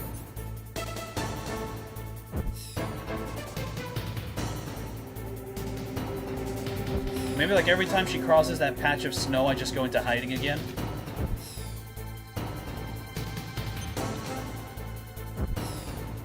Or is there like a position that allows me to look over the snow? Maybe thermal goggles would, like, allow me to see through the snow.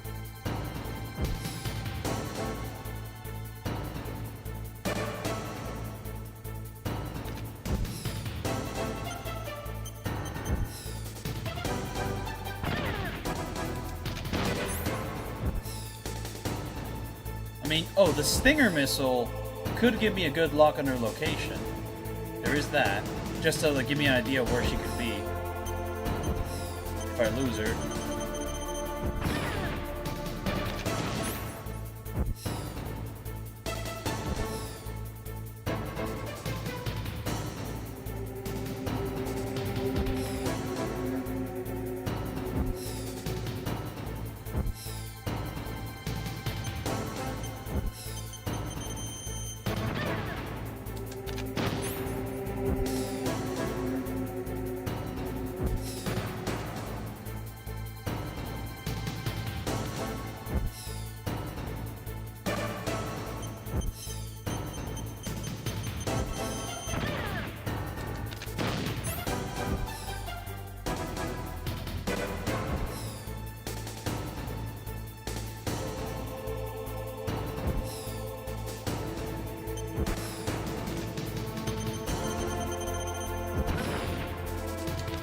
I'm actually not sure if this Nikita is going to be able to kill her.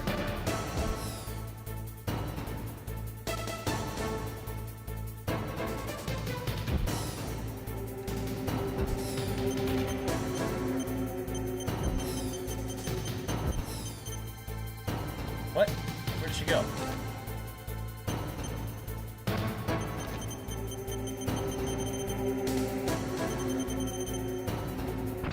Okay, yep, 10 Nikita rockets is enough to kill her.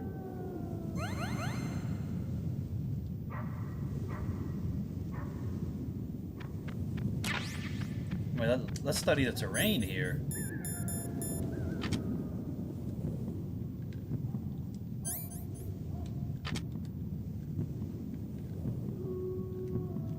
Maybe like we can get like a peek over her head when like looking through here.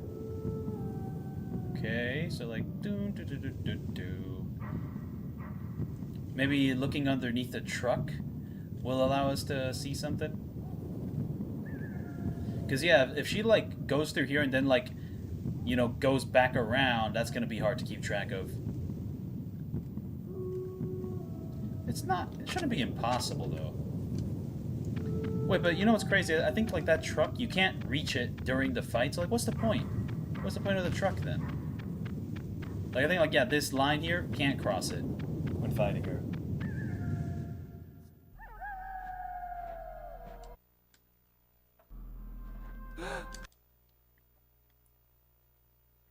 I'm thinking of deleting my Metal Gear Solid 3 all cutscenes video, and like pretty much like re-exporting them in 4:3. And I think doing it around the time of the Master Collection dropping, Master Collection Volume 2 dropping, might give them more views, just because people want to see that. Okay, so what's in here, and do I actually want? Okay, there's a lot of claymores, but I think I'm going to pick up enough claymores pretty much during that elevator sequence, which will help me for... But do I even want the stuff in here? Stun grenades? I mean... Okay, the stun grenades have uses. They do have uses. But do I really need what's in there? I can maybe skip that room. No. The stun grenades can be a useful tool for that motherfucking... And what's in here? Okay, so FAMAS, I do need FAMAS bullets. So this room on the right, I do want to go through. You might as well just do all the rooms. Except, let's see. Okay, so the previous two rooms, you should probably get the stuff in there. I should probably avoid the room at the top. Okay, so there's 2 gun cameras there. But since my ammo doesn't matter right now, say hello to the Stinger. If a stun grenade pops up here, I think I'll be fine here. It's just chaff grenades and grenades. Okay. The chaff grenades are useful, though. It is good to get those. Hell, grenades have some use for Vulcan Raven. Okay, but once I reach the grenade room, for studying the map layout here, you don't need to go all the way down. Yeah, you don't need to go all the way down. You just go left this time. Is there anything in the damn truck? The truck which I can't access? Is this a way to... This is like a fast travel point. I was thinking about this. You can like fast travel to previous parts of the game. If I get the cardboard box like B, I think I might be able to fast travel back to the nuclear storage building. But why would you want to go there? The fuck is it here?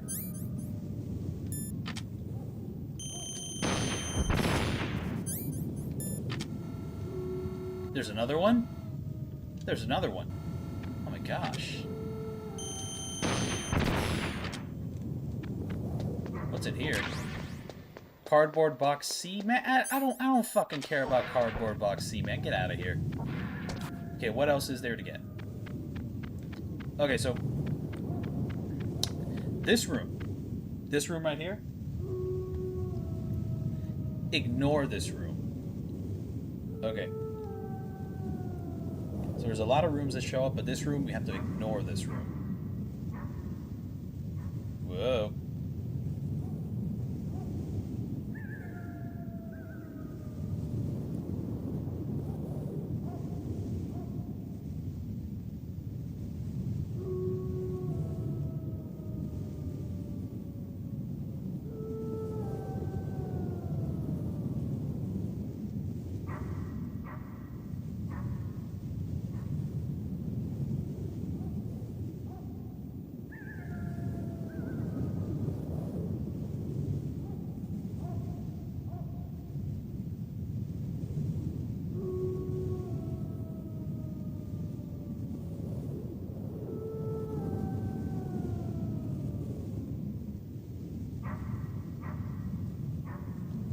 Now let's see if this room over here is at all useful.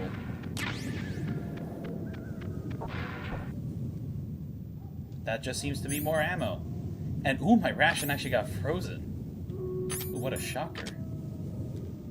Is there any camera here? I think there's one like a trap. Oh, there is a camera here. Nikita missile, Nikita missile, Nikita missile. Okay, this room is actually a gold mine. That room is a gold mine. You just ignore the other room. And then boom, we loop back here. But do we really want to get the stuff in here? It is the only room that gives us a stun grenade, and we don't have any stun grenades. Okay, so every room is good, except, and I do mean except, for that one room with the cardboard box. Every other room, I should make an effort to make my way through here. Now here, might as well just throw a chaff.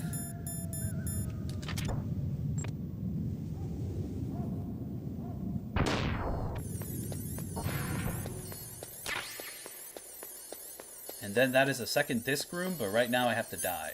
Because I have to fight Sniper Wolf in a fair fashion. Alright, grenade. Do me the solid. Do me the solid before the gun turret does the solid.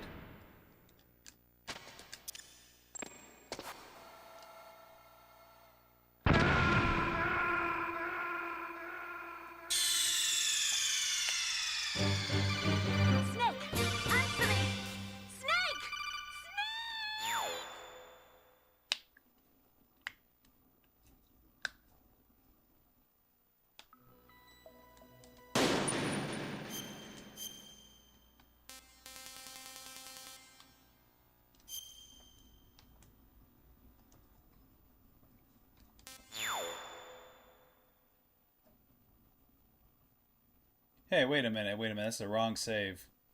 Because the save, yeah, this is the wrong save. I have to load the one, which, it's actually up. The next save is actually up. Wow. Okay. Okay, Stinger, do me this solid. I'm not dying. Wow, I got a lot of health.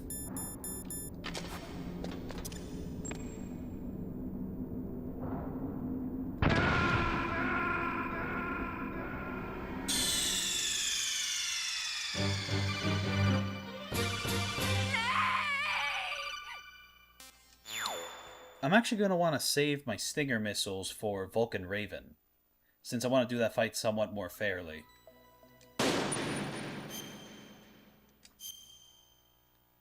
Alright, but where's that... There it is. It's just kind of snuggled in there, right there.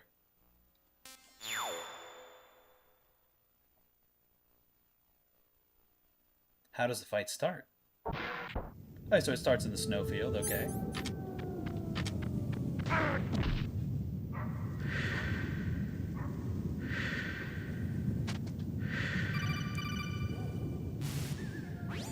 But yeah, what's the timing to get a shot on her? Damn, every time I want to do this fight, I have to go through this little conversation.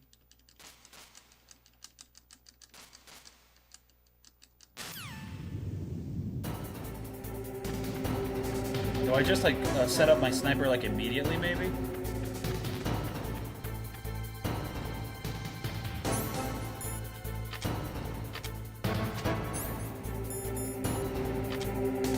Maybe if I run around, maybe, like, the red dot will show up. What if I just plop myself right down? Where is she? Oh, wow, she missed. You missed.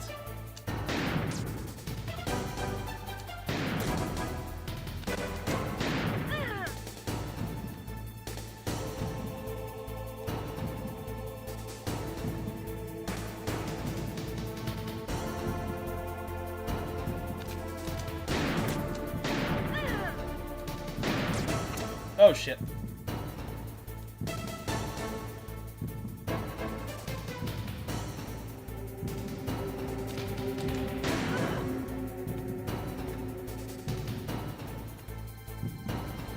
There she is. Got her. Whoa, shit.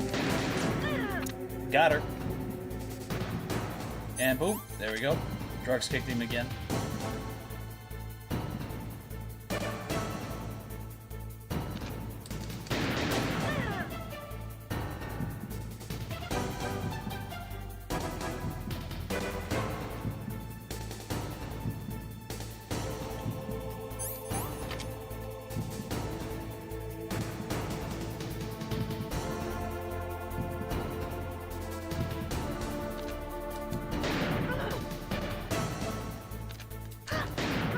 She seems to be slower. She's like slower in this one, which is great. I appreciate that a lot.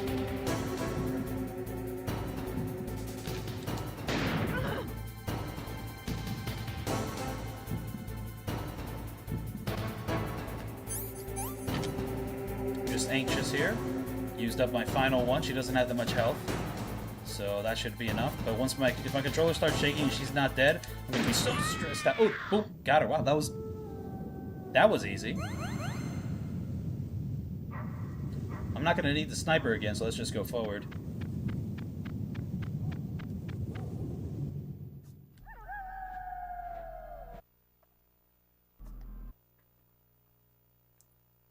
Now I just have to not fuck up when collecting the items.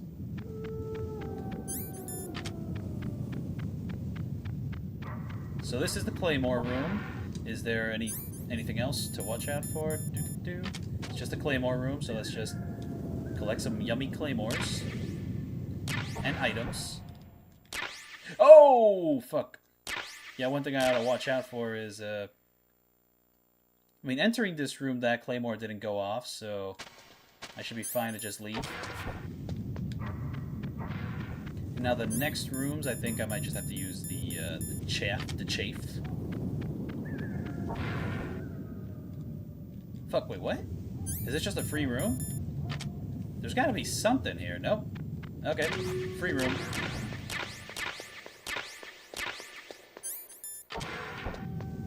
Now the next room's gonna have some cameras. I know that much.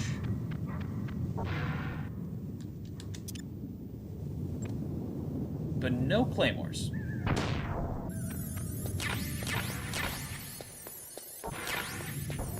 Then after that, we just go straight through.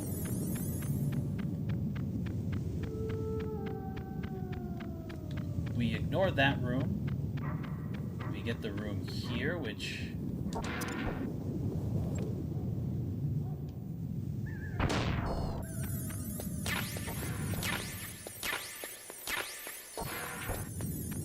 And then, bada bing, bada boom, we throw another one before entering this area.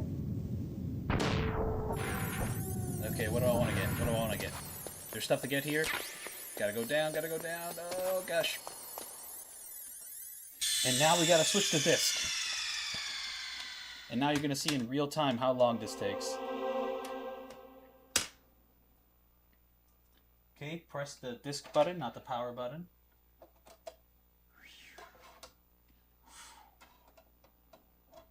Hey, Metal Gear Solid. Second disc. Come on. Do your job.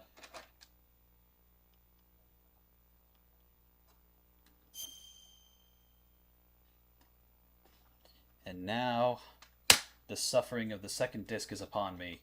No damage style.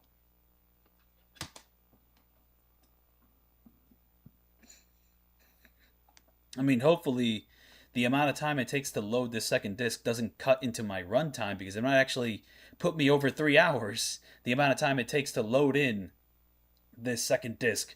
Please. I'm very happy about Sniper Wolf. I basically just, like, lucked out. Yeah, like, I mean, isn't the second fight, like, way easier than the first one? Like, the first one, she, like, reacted much, like, way faster. While here, it's like, boom, boom, boom. I got her good.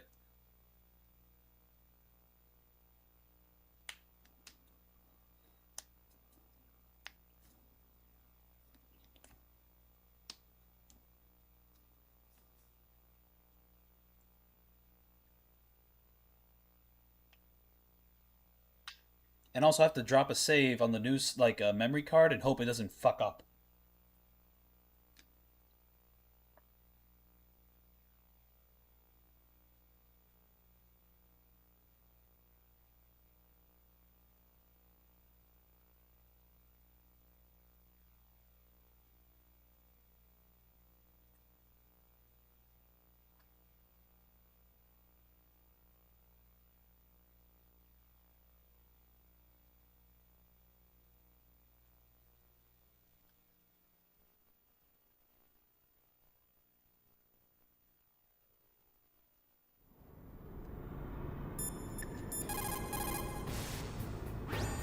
In China, they say it's better to live. I've already heard this. Memory card one time. Please. Okay.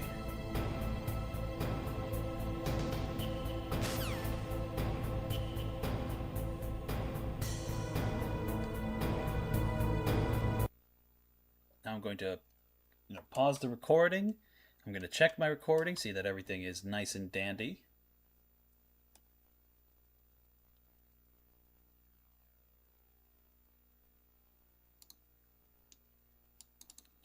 So yeah, disc 1 is cleared. All that's left is disc 2.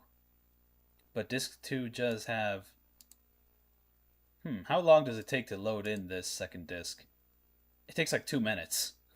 It takes like 1:30 for the second disc to load in. That is not a normal thing which happens when you're playing this on the PS1. This is just my copy of Metal Gear Solid combined with my PS2 specifically kind of problem.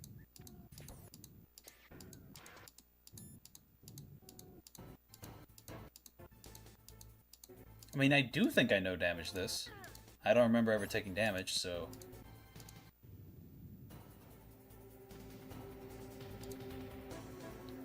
Just gonna watch my recording back here.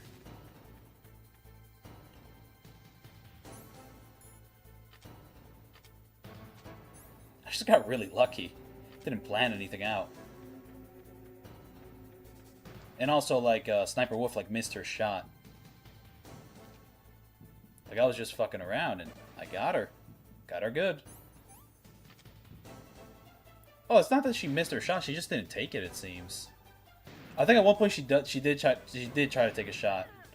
Or not. I guess she just straight up didn't take a shot.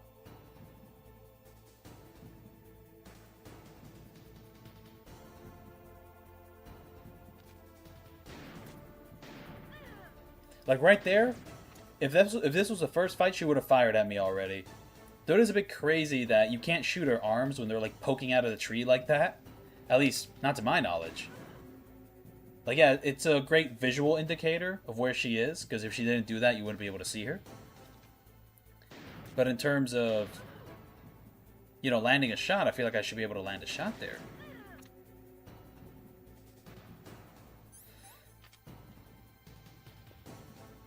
Tell you what, Metal Gear Solid 2 made the sniping way harder. I mean, it is funny how Metal Gear Solid 2 is basically like the hardest game in the franchise. I mean, Big Boss Run only does 8 saves, and the game generally has like some of the toughest like gameplay sections like out of all the games. In terms of no damage, I do think that one railgun section in Snake Eater like gives it a run for its money. But that wasn't supposed to be hard. I mean, no damage, it's hard, but playing it normally, you can just look at the enemies and, like, survive. Metal Gear Solid 2, like, even just surviving normally is, like, just harder.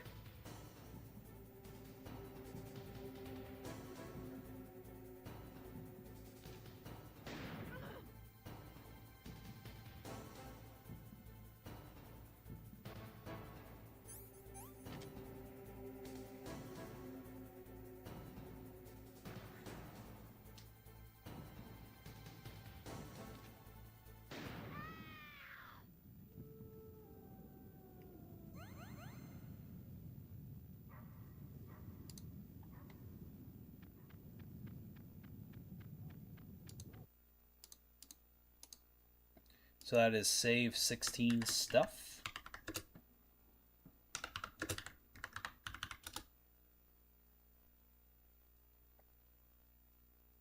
Ooh, but now I have the pleasure of figuring out how many saves I have for Metal Gear for my new memory card. I mean, it's brand new. There's nothing saved on there, so it should have a lot of space. Ooh, but going back to the menu, it's gonna be crazy. Right now I need to figure out how to do this room. I never learned how to do this room. This room is just weird. Because I have to like go on that fire thing, but I have to go on it without that guy catching sight of me. Now how do I do that? Hell if I know. Because he always seems to be staring at me. That's kind of the thing. Like, what is the right time to go on that mechanism?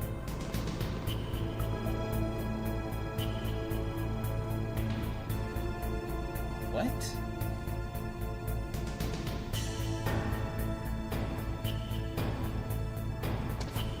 What is this guy doing? He's really going in there. Because I'm trying to ghost this, right? I'm not trying to do this normally. Whoa! Whoa! Yo! Yo, yo, yo, yo, yo, yo! This guy is really invasive.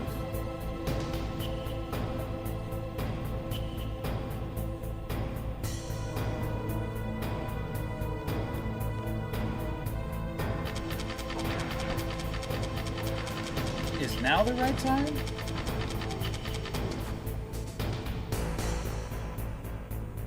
Ooh.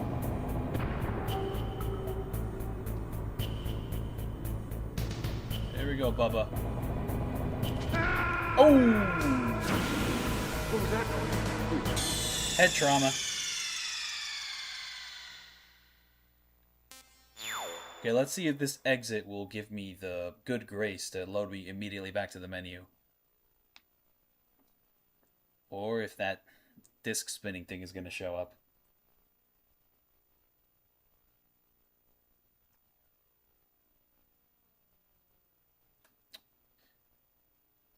Now, is it the first platform or the second platform? No, it's the first platform where the invisible enemies, like, come to kill you. So literally, like, right once I finish the fire room, that's when I drop a save.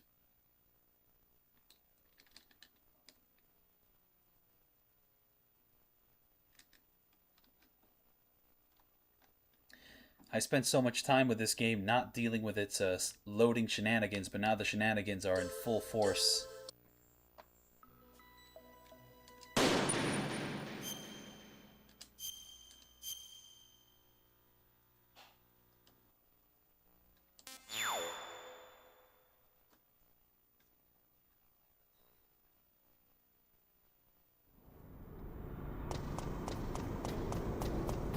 Like, what if I just go straight through and just, like, start doing this? I don't think it's gonna work. I don't remember it working. See, the guy just notices me. So that doesn't work. How he catches sight of me, I don't know. Man, fuck you, fall in the lava.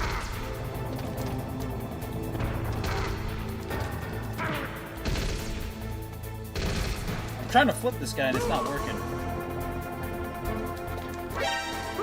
There we go. Straight into the lava you go.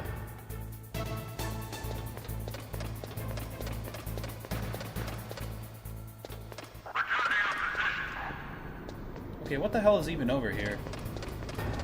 Stun... Okay, you can pick up stun grenades there, but I already did. I took the time to go through the little fucking thingy. So we have this elevator, right? You can make this elevator show up by, Yeah, you can make this elevator show up by going down here and activating it, but what use is that to me when I'm only going to go through this area once? Like, this top area, I'm only going to go through once. I'm not going to revisit this top area. I'm not going to backtrack that much. Like, the item you get for going through here is just, like, useless. Anyways, yeah, let's just go back to the menu. Maybe if I make my way all the way over here and then, like, crouch, or, like, lay prone.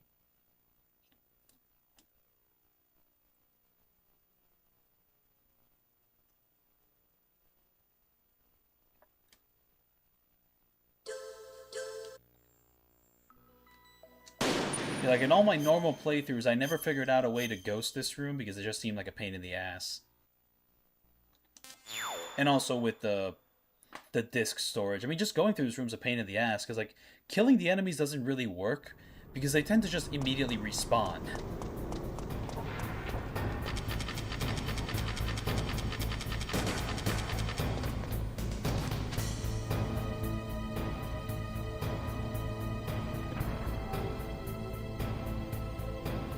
Okay, maybe now it'll work?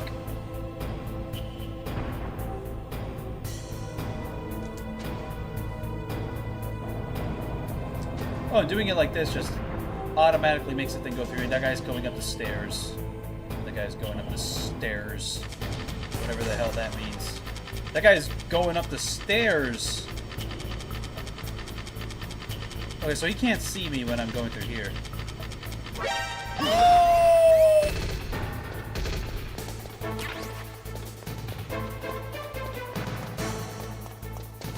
So I can go down here to this little room. Like, this fire room, it's like, it's big. There's things to do here, but it's not that interesting. In terms of sneaking, I guess. There's only, like, a few things you gotta deal with. It's one of, like, the last big sneaking rooms of the whole game. So it being not that interesting is kind of a big deal. Yeah, here, if you really want to, you can activate the elevator, but why would you? Why would you do that? There's no point.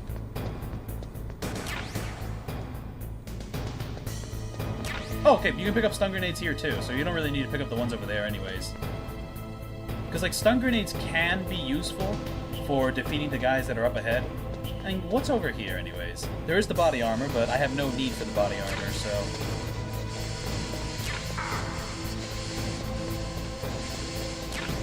More Nikita missiles here. I do have needs for Nikita missiles, but...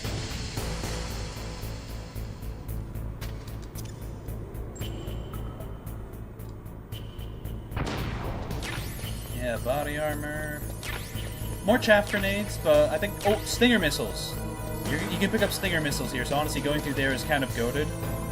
But the fact that you can take damage in this little steam area kind of ruins it for me.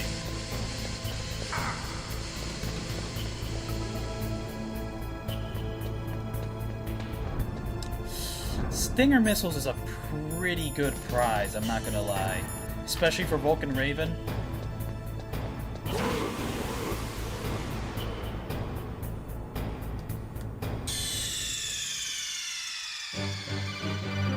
What's wrong? Snake! Snake! Okay, will the game reward me? Will I get a nice...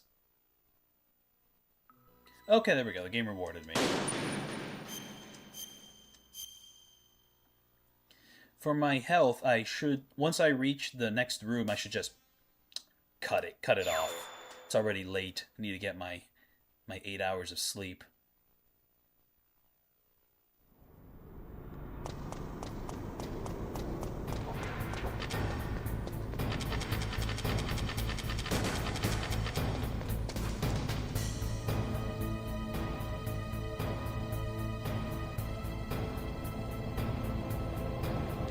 Okay. Oh, that's no good. That's no good. That thing is supposed to be, like, moving different. It's not supposed to be there.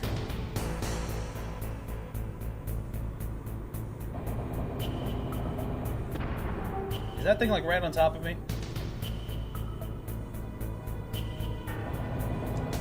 Oh, fuck it. This doesn't seem like the right thing to do at all. Where is this guy? I swear he's, like, at the top of the stairs. I have, like, a safe path to, like, see where he is. He's down there. Okay. That's actually my... Oh, fuck! Oh! Oh!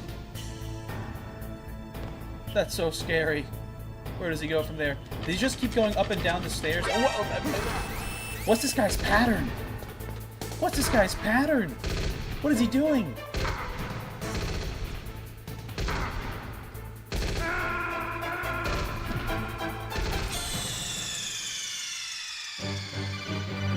What's wrong? Snake! Snake! Okay, will the game give me another good exit? Let's see.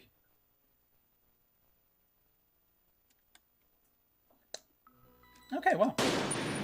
Okay, it's being nice today.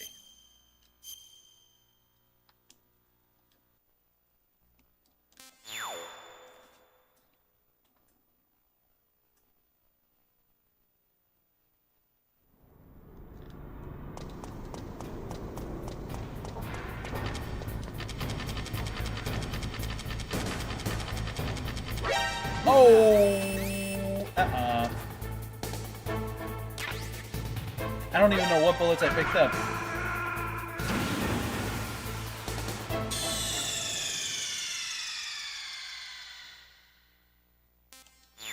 Okay, now I'm kind of just tempting fate. Like, it's not going to be nice a third time.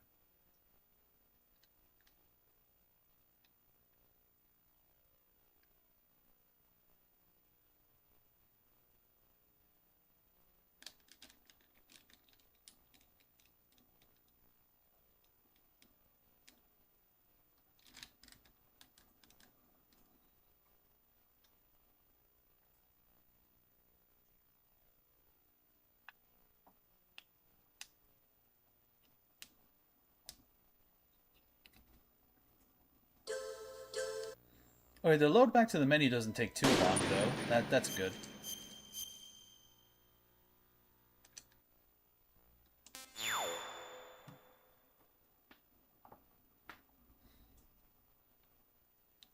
What is that second guard's pattern? I can't get a read on him.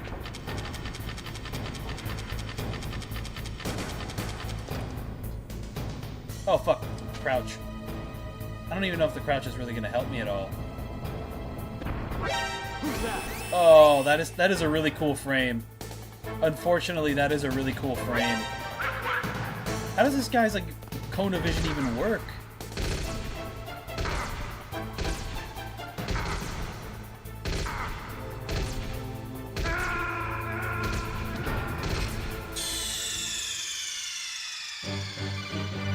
Snake!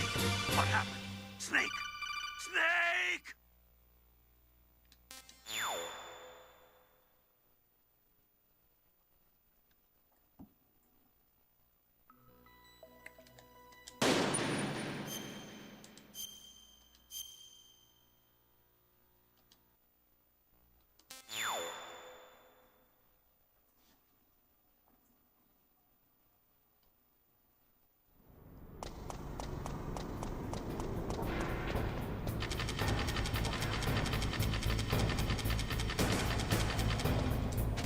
Okay, now I should be fine.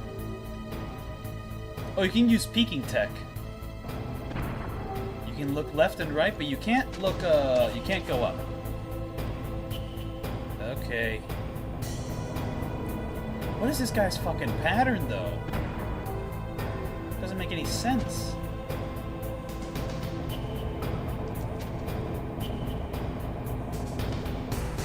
Seems like as long as I stay at the top of these stairs, I should be a-okay. I like how you can use this as a hiding spot. That's always fun. Look, yeah, it's like he goes down, and like he just turns around. So he goes all the way down there. Like right now I'm just studying the guy. Okay, so he goes down there, and then we get to, we can like follow in on his left, and that's how we get past him. But where else does he go? I'm gonna have to redo this section because I'm being a slowpoke. But at the very least, I seem to have a better understanding of how this guy operates. It's not like he's gonna go up these stairs. Oh, great heavens, no.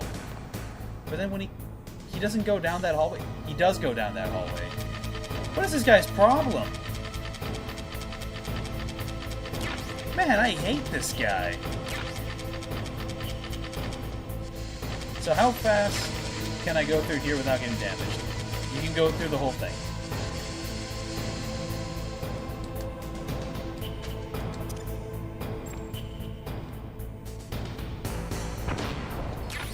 I don't even need the body armor. What I'm here for is that stuff. And up ahead, there's more Nikita rockets. I don't need those, so I should probably just get the fuck out of here. Ooh, one little bit of damage. And then from there, can I just run forward? Okay. So once you enter the big fire room there and then go forward, you should be able to avoid... The yellow guard shouldn't be snooping around as usual, so that might be a good time to pick up the stun grenades. But anyways, I have to die now, so let's do that.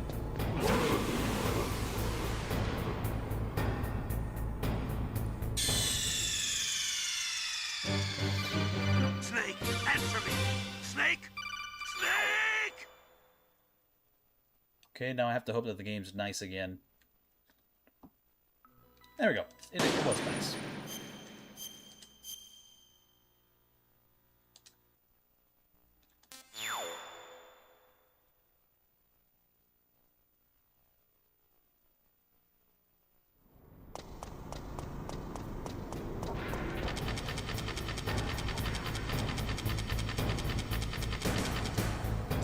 Whew. Fuck, I don't think this is far enough. He might actually catch sight of me. Okay, nope.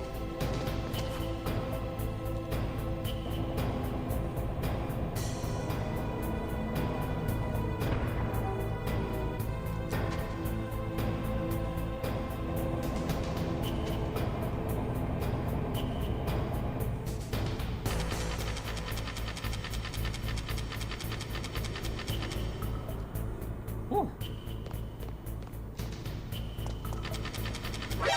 Why does he do that? Why does he do that? I just have to like let him go all the way down the stairs. Come on, buddy. No, I'm pressing up. So you can like fall into the lava. Just fuck you, man. Okay, who else is...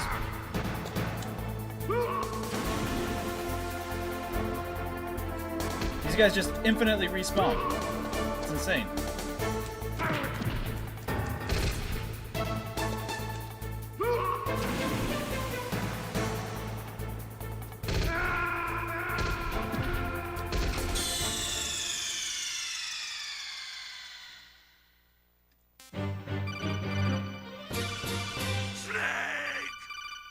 Oh, and there we go. The game is not gonna give this to me for free.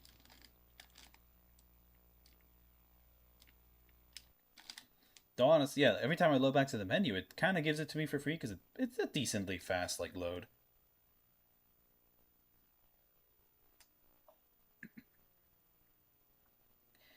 If the enemies can infinitely respawn, you can infinitely throw them into the lava.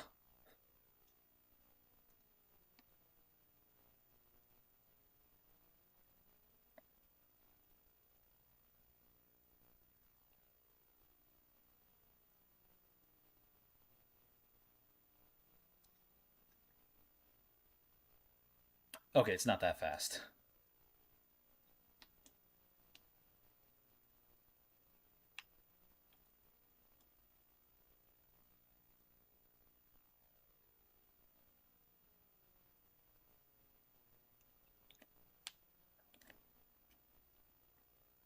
is yeah, like the main two dangerous things about Disc 2 is that platform fight, the Vulcan Raven fight, and the final railgun section. Those are like the big things. The one thing which is also kind of worrying me is that one alert phase, like when you first go to the power room key and like there's an alert, you have to escape the enemy. How do I get past that part non-lethally without taking damage? I'm worried about that.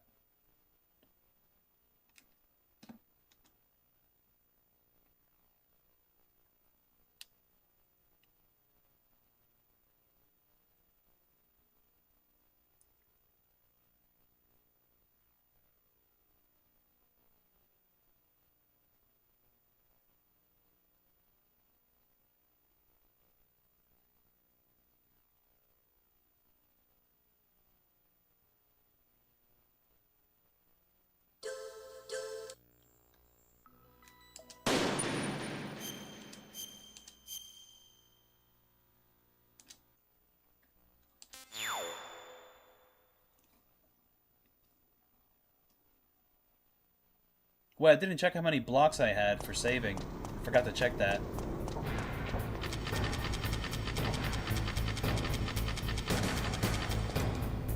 Woo! Crouch. Fuck, this isn't great. I don't even think you have to crouch, but I'm just gonna do it. I think it's neat. I think it should work. And oh fuck, there comes the thing. Boy, does that thing like to get close to me.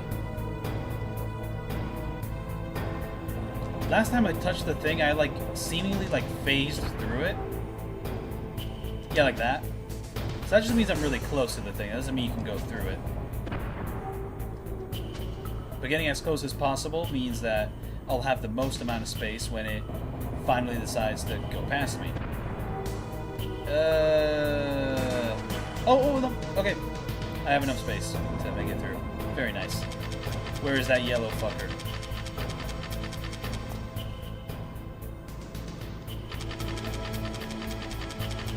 What?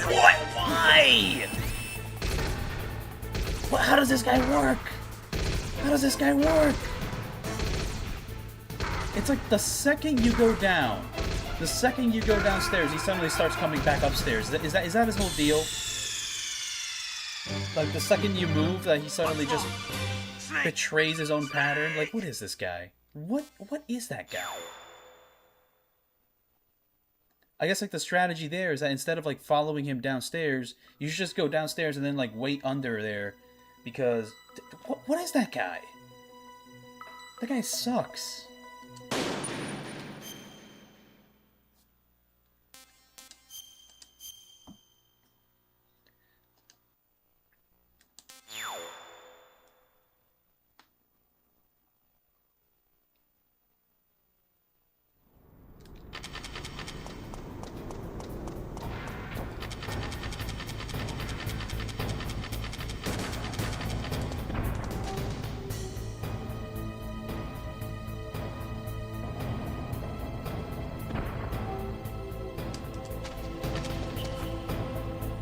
Fuck, I think that thing's gonna... Oh, it's not.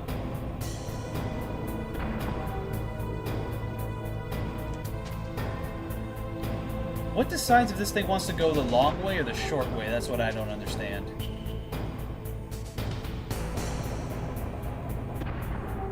That thing is like right on top of me. What an asshole.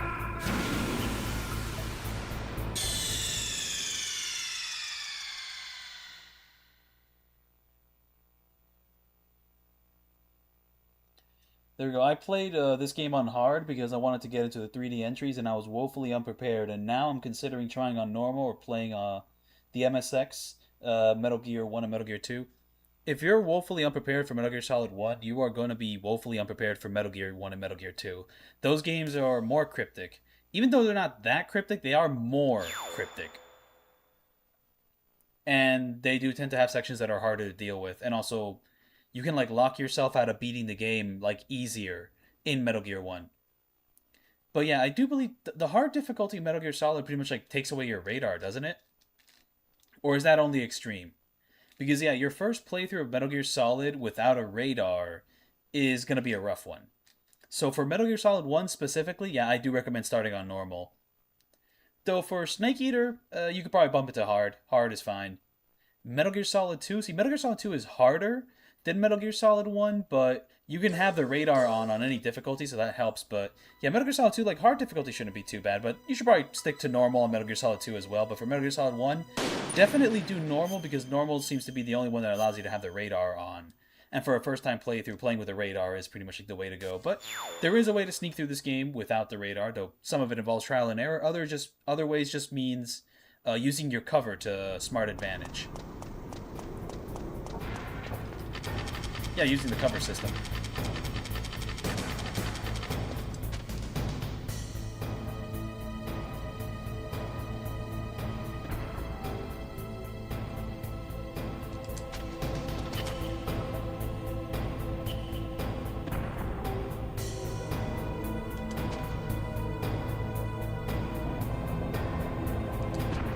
This thing is such a boner. I don't like this thing. This thing sucks.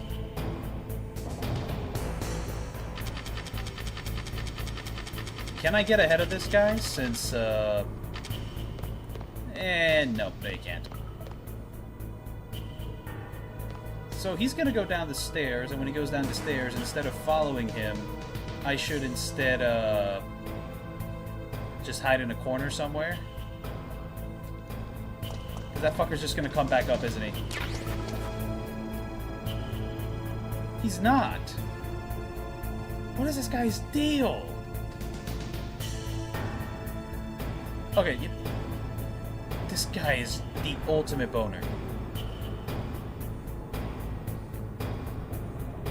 This is a pretty cool camera angle. I like this camera angle. I need that guy to go up the stairs or, like, go past me. It would have been better to just wait at the top of the stairs instead of whatever I'm doing here. You are fucking with me.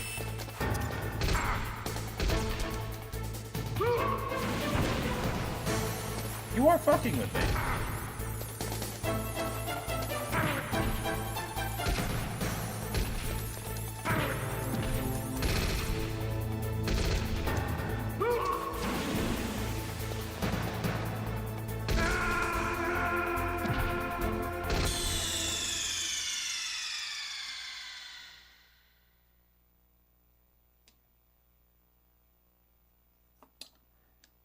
Yeah, just hiding in there is even worse. Just what is it with this guy, man? It's like every time I go downstairs, it's like he just retraces his steps. Which is not what he's supposed to do. Oh, boy.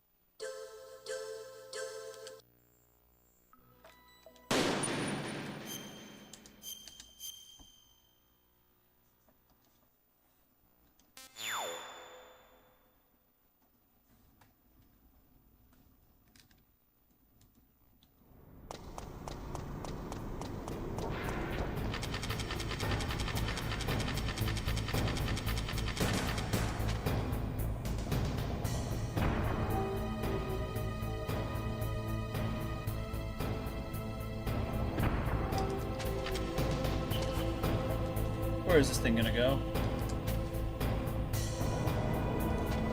The randomness of this fucking object is also peeving me off. It is the ultimate peever. The way this thing moves. Because sometimes it gives me the perfect opening, and other times it gives me nothing.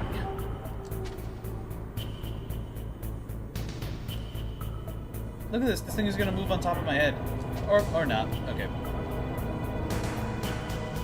The only thing that works against this yellow guard is just waiting at the middle of the stairs. That always works. You can always rely on that. What if I just wait for him to reach the right side of the room? Maybe then he won't totally boner me. And when he turns there... There we go, come on. This has to work. He's not gonna climb the stairs here. Why? I mean, to be fair, I didn't use the grenade tech this time, so maybe this is my fault, but what is this guy's deal? This guy is the ultimate boner. Like, do I genuinely have to wait for this guy to stop doing whatever he's doing here to get a chance of moving up here? Because, like, what is this? You are a ridiculous enemy. Okay, I want to test something out, so I'm going to test it.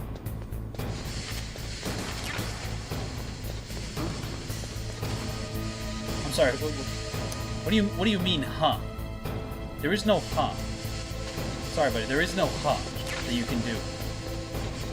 Okay, so if you run as fast as possible, it could maybe work. But where did that huh come from?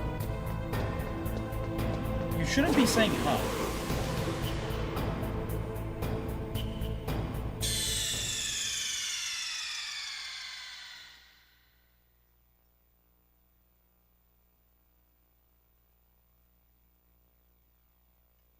Yeah, no, like, choking enemies in this game can be a challenge, because if you, like, run into them before doing the choking animation, they basically, like, automatically activate an alert, so you have to land the choke before bumping into them, because, like, the alerts are, like, automatic. Like, you know, you bump into them, you, like, make them feel weird, you make them feel, like, unwelcome, and suddenly, boom, the whole base is on alert. So it's very tight.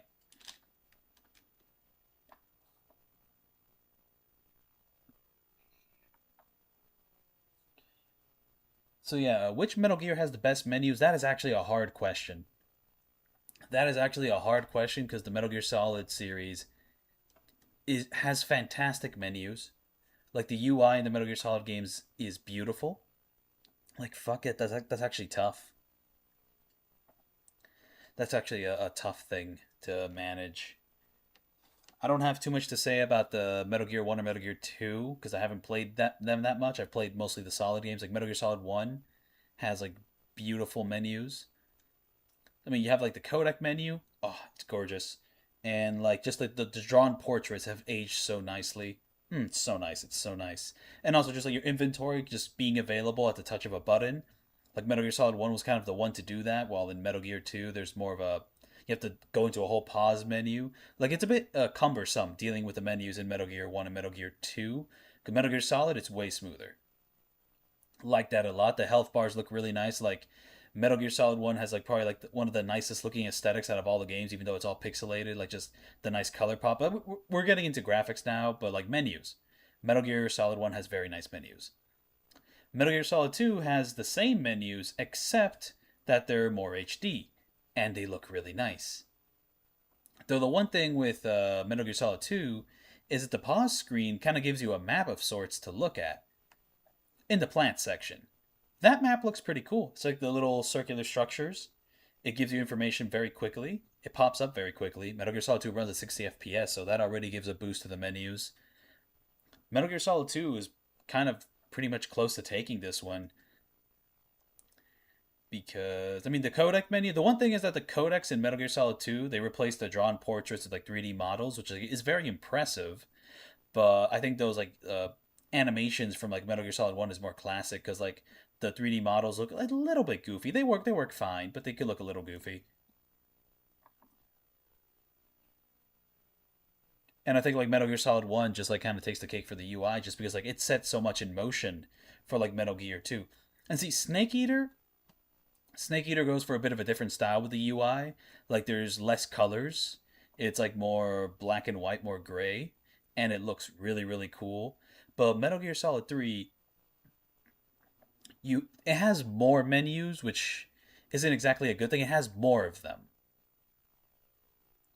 In the previous games, you're not thinking about menu management, but in Snake Eater, menu management is a big part of the gameplay loop.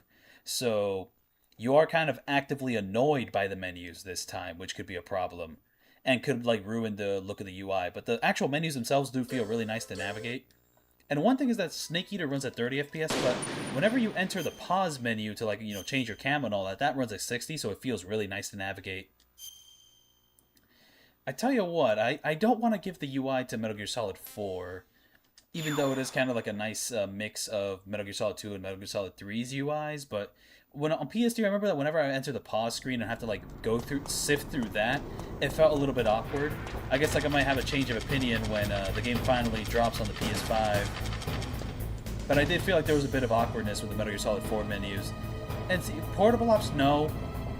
It's not exactly a bad UI. No, okay, Portable Ops is kind of annoying with its UI. Like, I think Portable Ops' UI definitely gets in the way of the gameplay, especially base management. Because now we have base management to account for, and those menus, especially compared to how they would handle it in Peace Walker, just feel very antiquated. Peace Walker has a very nice UI, though sifting through your inventory can be a pain in the ass. Though one way to solve that inventory management is to pretty much have the A, B, and C selections, where like tapping the inventory button instead of like holding it down allows you to like quickly swap between your last 3 chosen weapons. That definitely gets rid of a lot of the annoyance, and it was technically an option in the previous Metal Gear Solids. I just never used it because I never had a need to use it. Where's that fucking guy at? I don't see him. So yeah, I guess I just have to wait for this guy to climb all the way up here, and then I go past him. It's the way I gotta do it.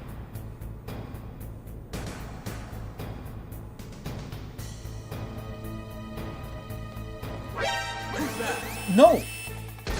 No. I'm safe here. You can't see me. You...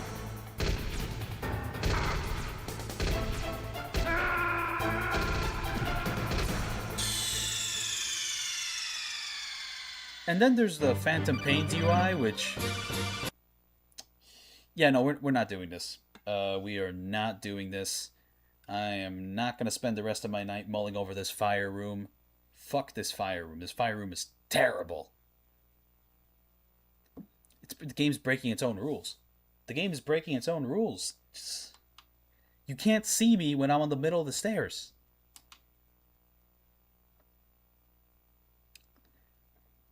Like the Phantom Pain, like everything moves really nicely, and I do think it has a nice aesthetic. Like all the hologram stuff, all the blue stuff, and just like the mostly your inventory being like available on the D-pad is nice, even though you have limited inventory, but everything's like immediately available. You can switch between this and this and this and this, and also all the little pop-ups for all your melee action. That's one thing about the UI in Metal Gear Solid 4. It introduced like these little drawings with all your prompts when you're going through the game. I think that they look really nice. They look really cute. That's fun. I like that. That was not in the previous games. I mean, do you really need them? Okay, sometimes you do need them. And the Peace Walker kind of carries that on. That's a good part of the UI that it keeps carrying on. And it's also in the Phantom Pain, but in the Phantom Pain they kind of show up as these like white icons. But yeah, I mean, in terms of favorite UI, I mean, it's got to be either Metal Gear Solid 1 or Metal Gear Solid 2.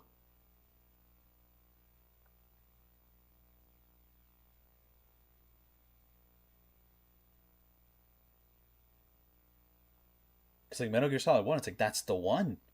That's the UI. And it basically like the way that inventory works and the way that UI works is pretty much like how it worked for the rest of the games up to 4, and then they kind of did a big switch up with Peace Walker.